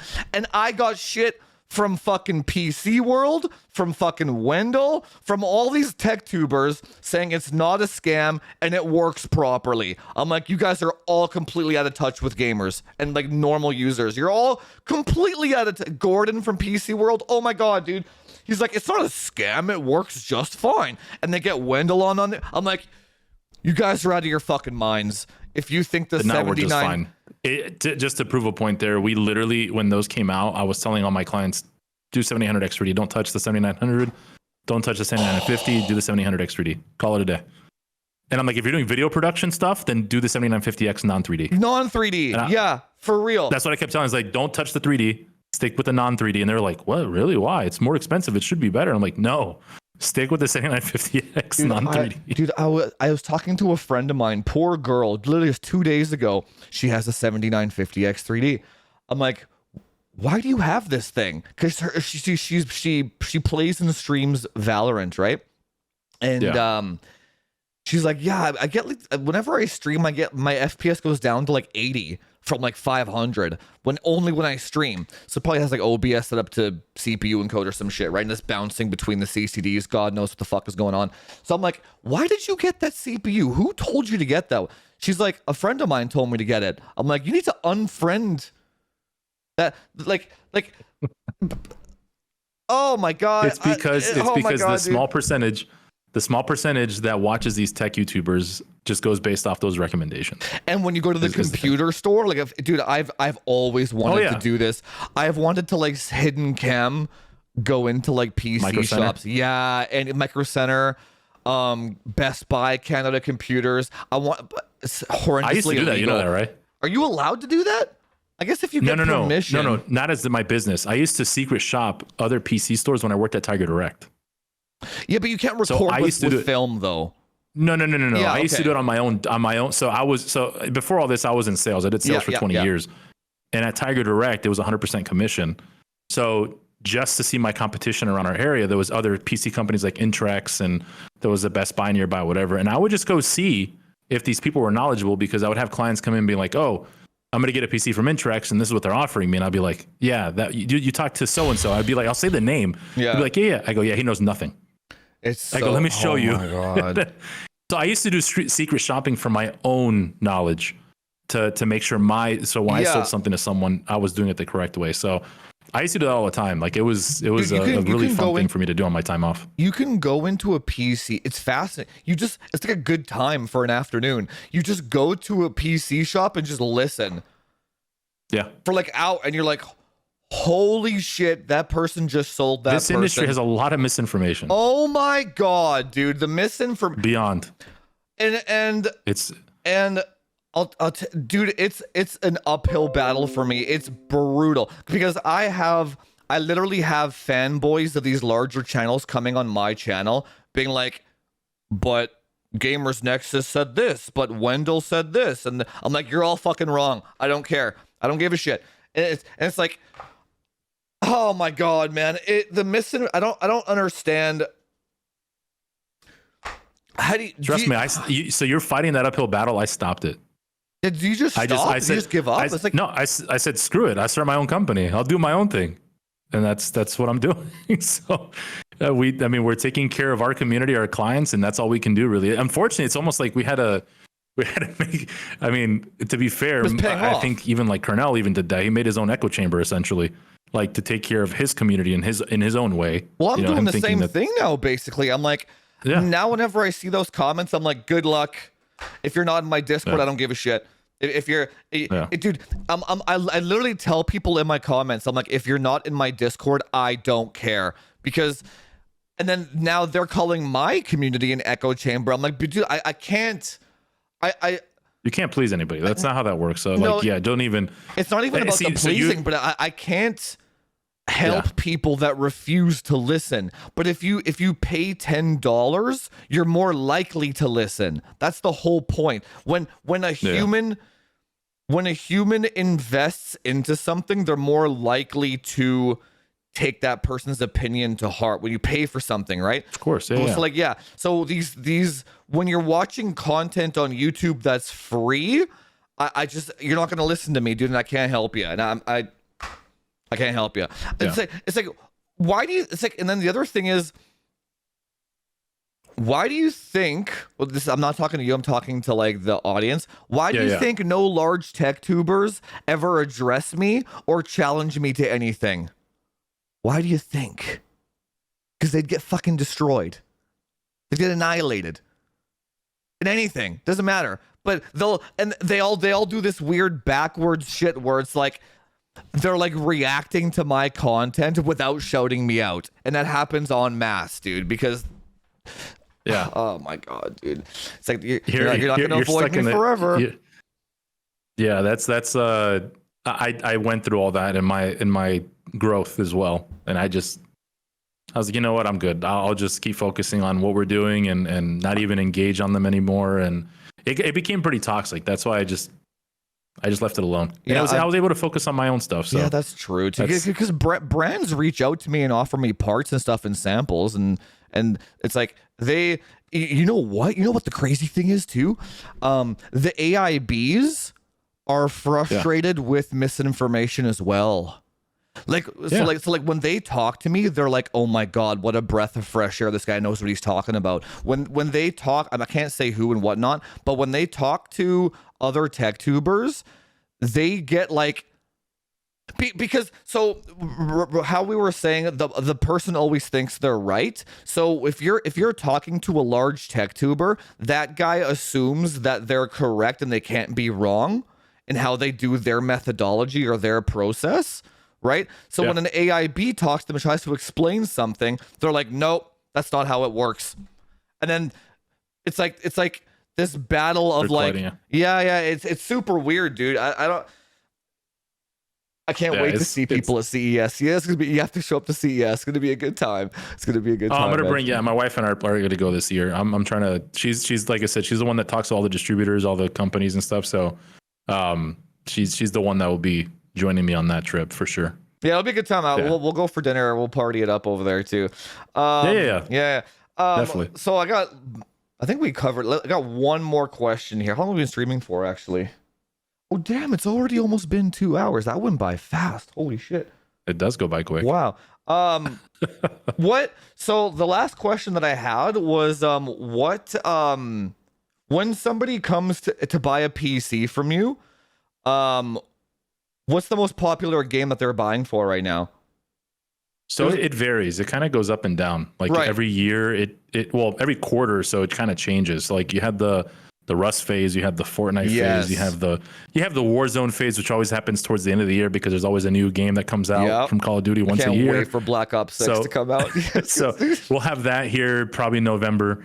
So there's always those waves that always happen. Then as of recently, you've been getting a lot of like the single player games. So like, Wukong came out. Oh shit, interesting. Now you have Star Wars Outlaw coming out here soon and people want to play that. So it kind of goes up and down, but mainly I would probably say we had a GTA 5 phase as well. I'm trying to think right now recently. What was the Gray Zone Warfare? Say it's between did that ever happen? What's that? Did Gray Zone Warfare, does that like, jump up at all? Did you ever hear that game? No, I heard about it. It wasn't. No. I would say the main three is Valo, Call of Duty, Fortnite. Those are the three that we probably primarily Valorant get the most of. Yeah. Tarkov every so often. And Destiny, the other one, because that's where I started. So people know me from the Destiny community. But those are the probably three main: Valo, Call of Duty, Fortnite. Actually, I had one more question for it because so there's just because Gray Zone Warfare reminded me of it. Why do you think every new game dies? And why do you think gaming nerds and hardware bros want everything to fail? Like, so whenever that's just the industry we're in. I mean, that's just the world we're in right now. Why? Yeah, it's all negativity. Yeah, it's a world we live in. Yeah, and if I make content that's very negative, controversial. Yeah, it's just like it doesn't even have to be true. If as long as I just pick a side and just shit on the other side, I get mad views, right? But why is it like that with gaming though? So like I think the finals, Marvel's Rivals, I think it is, Battlefield. There was BattleBit there for a bit that did kind of well. There's Delta Force, Gray Zone Warfare. Dude, I've mentioned like 7 shooters. We have stepped in. That's another one. Yeah. So that game is fucking dead now too. It's like what is happening here, man? Why doesn't it's like everyone hates Call of Duty, everyone hates fucking Counter-Strike apparently, even though that's still going, and yet nobody wants to try anything new, and every new shooter dies within a month of create. And then hardware is a kind of a parallel to that, where it's like any new CPU that comes out is dog shit. Any new platform or feature that comes out is dog shit. Everything has to be this. I need this to die. You know what I'm saying? Like, what is that? We're in a phase when it comes to gaming. I think the biggest thing I've noticed is that people they just kind of go back to their nostalgic of like their game, their Call of Duty. If they were like OG Call of Duty players, their Destiny, they go to their, back to Destiny or so on and so forth. New games come out, they want to try it. So it's kind of like one of those things where the negativity it's already there implemented in their head. They already want it to fail at the end of the day. The why, I don't know. People are just, they don't want to try new things. They just don't want to try new things. They don't want to, and I feel like the developers now too, I really feel bad for them, but Me too, a lot man. of developers too. Me too. Legit. It's fucking ridiculous. Like you can't. It's tough. To please the community, it is very hard. And I feel like it's kind of a double-edged sword though, because some developers have released a lot of like unfinished games. And then that stirs the pot for negativity. And then when other games come out and there's like a slight bug or slight whatever, then it kind of like that one thing is just going to spiral it down. What game was it that came out? That was trying to think. Do you remember the whole Arkham Asylum game when it came out? Do you remember what happened with that? No, not. No. I think it was Arkham City or something like that. It came out. People were waiting for it. I mean, the Arkham series is very popular. A lot of people love those games. But I think it was like number 4 or 5. One of those, when it came out, it was unplayable. It was like 3 FPS, 4 FPS. It was terrible. They had to literally stop everything. They stopped the game. And I think they re-released it like 6 months later. But it was already too late. The negativity already got in there, and they literally everyone crapped on it, even when they fixed it. Why do you think all these developers keep doing this early access shit? It's literally their own worst enemy. We're their guinea pigs. They get mass testing. Well, yeah, I understand that point of view, but then you are already putting a perception of your game into somebody's head, and you can't. You know who's done it? You can never change a first impression. You know who's done it the best? You know what game has done it the Apex. best with that alpha testing? Oh no, who? Star Citizen.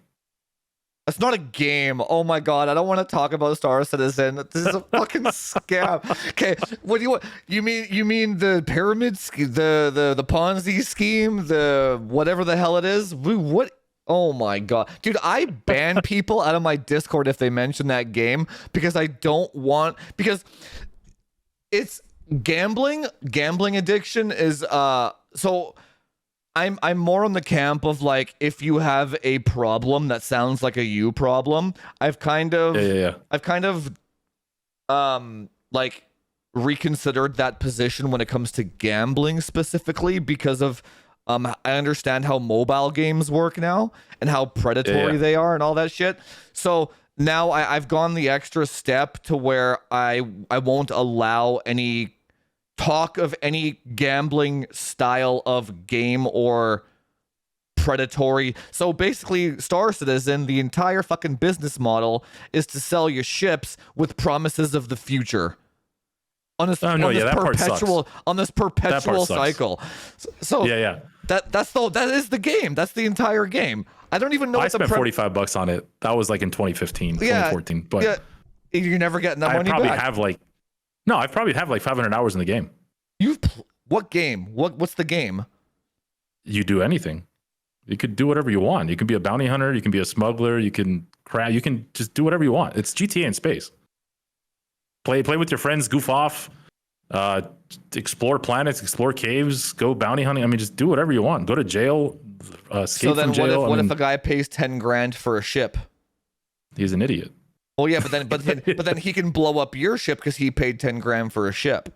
No, that's not how that works. Not yet. So I don't know much about the game, to be fair, but the big ships, they're just big ships. That's all they are. Like the more expensive ones are just big ships. They're not going to take down the smaller, like the fighters they'll demolish some bigger ships. How do you oh my god, I can't believe you're into Star Citizen. Jesus, dude. Yeah.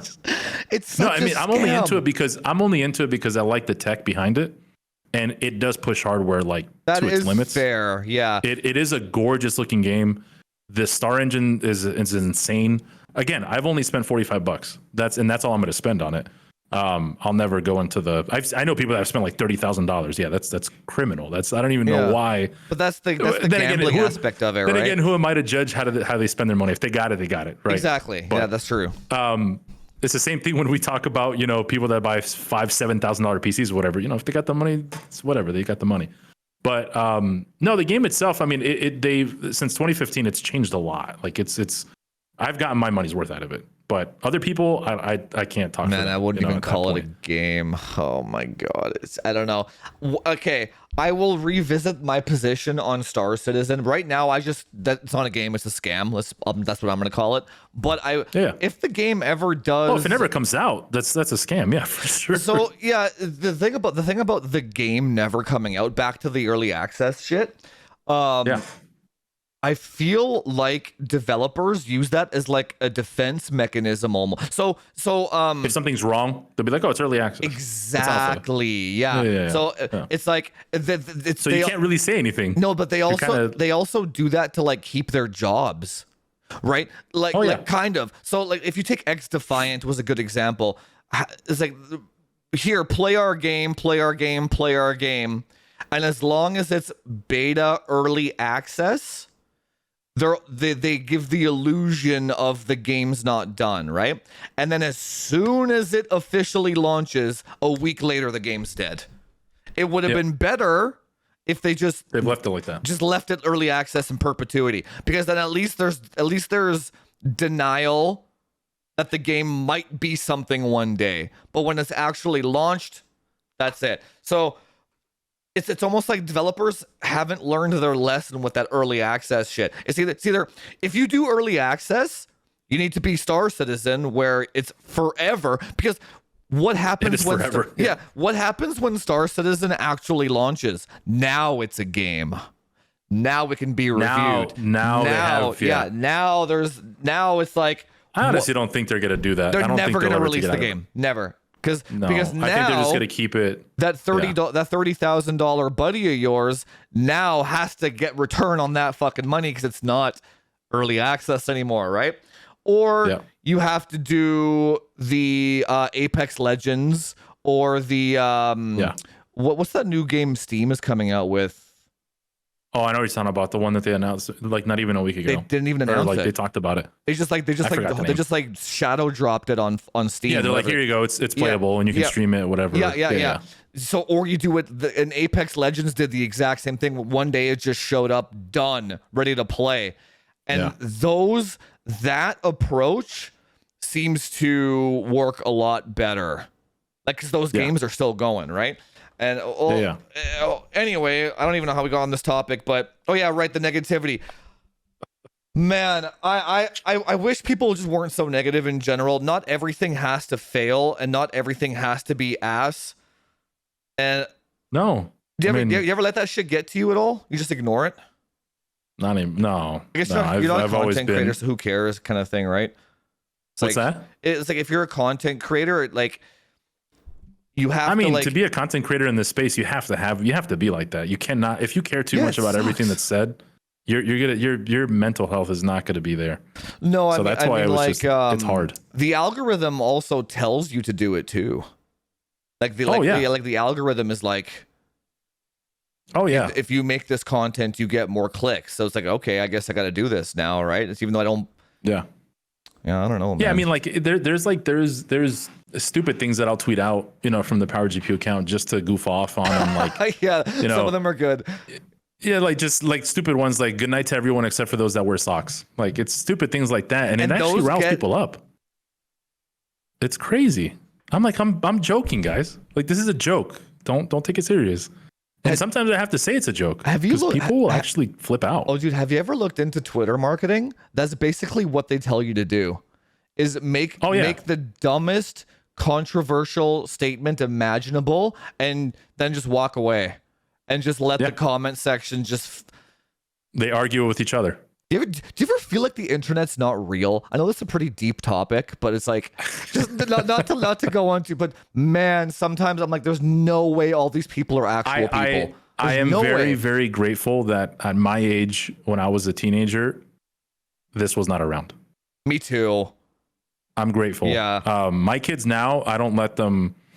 They have their own computers and stuff, but they do not go on social media. They don't touch Facebook. They don't touch TikTok. They don't touch anything. I do not let them engage in any of that crap. It's basically cancer. It's really bad. So that's why I'm like, hey, you guys want to play games online? You can play your Minecraft online with your buddies, this and that. That's where we leave it. But yeah, no, it's bad. It's gotten crazy. So does it not feel real? Yeah, it doesn't feel real. Honestly, it doesn't feel real. Dude, It doesn't at all. it's so like if somebody tomorrow told me that all my audience, not my audience, that the entirety of my engagement was bots or AI, I would 100% believe it. So I because I already know if I do this thumbnail with this title on this topic, I will get this many views. I know like ahead of, and like how can humans be that robotic though? Yeah. How? I mean, look at the news. It's It's the same thing with the news. It's all negativity. That's all it is. It's always reported. There's never how much positive stuff have you seen from the because news? nobody clicks on it. You can't be like How much Bambi had positivity? some babies. Nobody cares about the deer and like the magical moment. Yeah, nobody. Why fucking do you cares. think? Why do you think like people like Drama Alert, like they're thriving? Why do you think Jake Lucky with his articles are always thriving? It's talking about. I mean, there's some good stuff that comes up, Yeah. but most of it is because something bad happened. Most of the time, and that's just how it works. Do you ever? That's just man. Yeah, that's maybe that's just the career I've chosen, I suppose. Just gonna, and then you yeah. chose probably one of the most toxic careers in the PC hardware industry. Dude, it is really bad. Dude, it's like, I'll man, if the comment section is like, ha ha ha, this guy bought an Intel CPU or whatever. I'm like, God damn, this guy's like has an emotional investment in a piece of hardware. Yeah, Like- no, there's some diehard fans. There's definitely some diehard fans. Do you like? Has nobody in your family gotten sick before? Do you not have perspective on life is short and you probably shouldn't focus on this? Like it's super weird, man.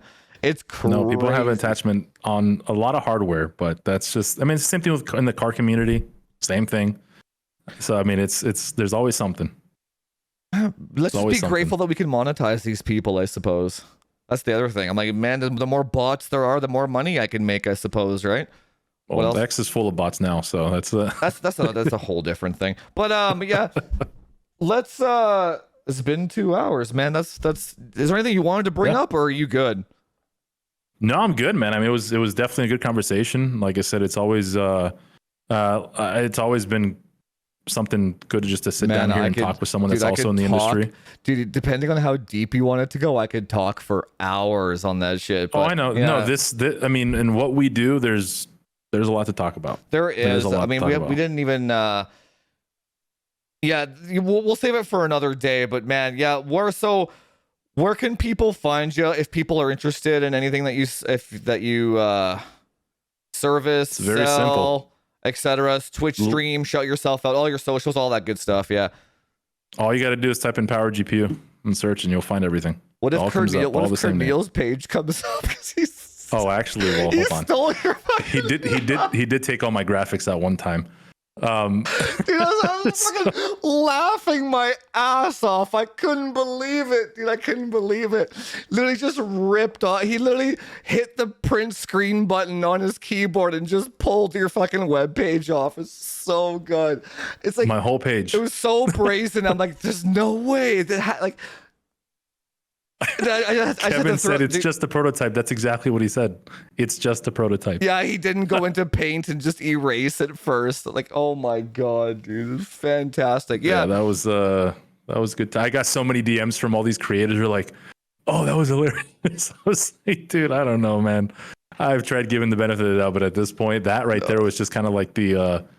All right, now you're just taking too many shortcuts. No, I that like, was come on. that was fucking hilarious. I'm not gonna lie, I was laughing if somebody did that to me, I'd be choked. But the fact that he just did that so publicly and didn't give a shit, I'm like, we have one thing that we say in our not to derail, but one thing we say in our community is nothing bad ever seems to happen to anybody.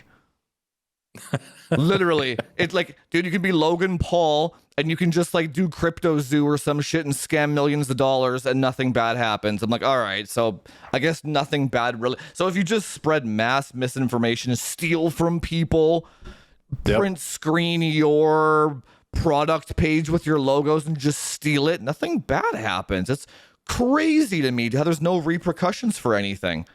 Do you remember Hamlin's by chance? That Or name Daquan? sounds familiar, but I don't. Fortnite players. They were with TSM and Myth and all them back in the day. They were in the TSM house. I think Well, if you're looking him up, but Hamlin's I've known for like 6 years, but we had a discussion about that because he if he came back, he would break the internet. He would have like 100,000 views on average. He's very big, but he told me the same thing. He's like, yeah, I don't want to come back because this like it's just the way the internet is now is not the stuff I say would not work. But at the end of the day, the only person that cancels you is yourself. Cancel culture doesn't exist. It doesn't exist. Yeah, so it doesn't exist. So I mean, you just obviously don't do anything stupid, but at the end of the day, like you're the one, if you stop doing it, like you said, there's been stuff that people have done and they're still around. They're still around. Like you said, the whole crypto thing. I mean, there's been some crazy stuff I've seen and they're still around. They've had no issues. They're still living their lives and that's it. Yep. Nothing so, bad. Yeah, you're right. Dude. Nothing bad happened. Which is a shame because I don't want to be like the hardware police. I'm not gonna like go up to another tech tuber and be like, hey dude, you're doing the planet a disservice with your misinformation. I'm like, I can't help you, man. You just gotta follow who you're gonna follow. Anyway, speaking of follow, where can they follow you and all that shit? Because apparently Jesse gives out what's that? Not misinformation. Like you give out good information. Like I said, we do I mean, we don't go to the extreme, level with our PCs like, you do. So that's where like, we're kind of more in the safe spot for the consumer level, but we try to make sure that they are taken care of properly and correctly. So, one thing I will say is, all the tweets about your company or the customer service is that's why I'm like, okay, having you on my channel is because from what I see, the customer service is grade A. Like there's no customer that's ever like they left me hanging. Don't get me wrong, we're not perfect. We've had our issues. I mean, as we grow, that's going to happen. But no, for the most part, I tell my team at the end of the day, the client's priority before sales, just because you already got the client's money, so you need to take care of that client. They already paid for the service. They already paid for everything, so their priority over anybody else, regardless if it's a creator. It's the opposite for most people. Yeah, I've had creators that have like 20 million, 30 million subs on YouTube, whatever, and they're like, their ask is like, I need to get treated differently than the average consumer. I'm like, no, you're getting treated the same. We're going to take care of everyone the same way. Doesn't matter. I don't care who you are. I've denied creators because they get like that. They get like this ego or whatever. Entitlement, yeah. Yeah, no. So at the end of the day, we take care of everyone. I mean, it's not hard. Literally, the number one reason why companies fail is because of customer service. It's not. There's no secret to running a business. The secret, all you got to do is just take care of your clients. That's it. It's that simple. Even if you lose money, don't worry about losing money because we get that a lot. We've swapped out builds. We've shipped PCs back and forth. There's some clients that were in the negative. We haven't made any profit on them because we had to do all this stuff. But at the end of the day, they're going to support you and they're going to tell everyone else about it. They're the best form of advertising. Organic traffic, organic advertising is the best form of advertising. It is not the Kai Cenats, it's not the whatever. It's the average consumer is your best form of advertising. So all these companies that are spending millions of dollars advertising on whatever they're trying to do, it's not going to work. I 100% agree, man. I never advertise I don't even talk about my services. I'm just like, it's all word of mouth. Literally all of it. Yeah. Because I just that's the best. Because if not to derail again, but there's like a marketing term that if one good thing said about your brand from an actual human being to like 2 or 3 of their friends is worth like 1,000. If you pay for 1,000 clicks or whatever, that's like the value of that in comparison. Or one good review. Yeah. The one good review will transpire because they know that person paid. They went through your services. They didn't get paid to say anything, and people are going to trust that person more than they would some creators. That's just how it works. 100%. Yeah, I agree with that. Yeah. Yeah. Okay. So the focus is clients. That's it. Yeah. So they Google PowerGPU to find your website. What else you got? Twitch, Twitter. So we mainly do Twitter. We're starting to get back into YouTube. We stream 3 days a week, just building PCs and like this, answering questions on Twitch, and that's pretty much it. I mean, we do Instagram, TikTok, but not too much. Mainly Twitter, YouTube, and Twitch. So and of course our website. For any let's say for any hardware enthusiasts that watch this on YouTube afterwards, please, I strongly encourage you, if you just want to get, because if you think tech tubers are biased in some way, I'm sure there's some validity to that, but I strongly encourage you to just jump on PowerGPU's Twitch stream and just ask them, because a system integrator doesn't have, their bias is sales. It like you guys, you guys don't give a shit what brand, platform. You don't care about the drama of it, the tech tube feuds. You're here for sales and service. So if any hardware enthusiasts have any questions, jump over to Jesse's stream. Is it PowerGPU or is it under Jesse? PowerGPU. Yeah, jump over to PowerGPU's Twitch stream and ask them questions, guys. Find out what the world is like outside of TechTube, please. Like, it's a breath of fresh air. It really is. No, it was good. It was good. Like I said, it was a really good conversation. Anyway, yeah, let's call it there then. I'm gonna keep streaming for like 20 minutes or so. But yeah, dude, Jesse, thanks for coming on, man. Yeah. No, of course. I'm sure I'll talk to you before CES anyway. It's like 6 months away. But we'll stay in touch, and then we'll do some collabs at CES too when we're both there. It'll be good. Yeah, for sure. Hit me up. I'll be there. Okay, sounds good, man. Really appreciate you coming on. All right.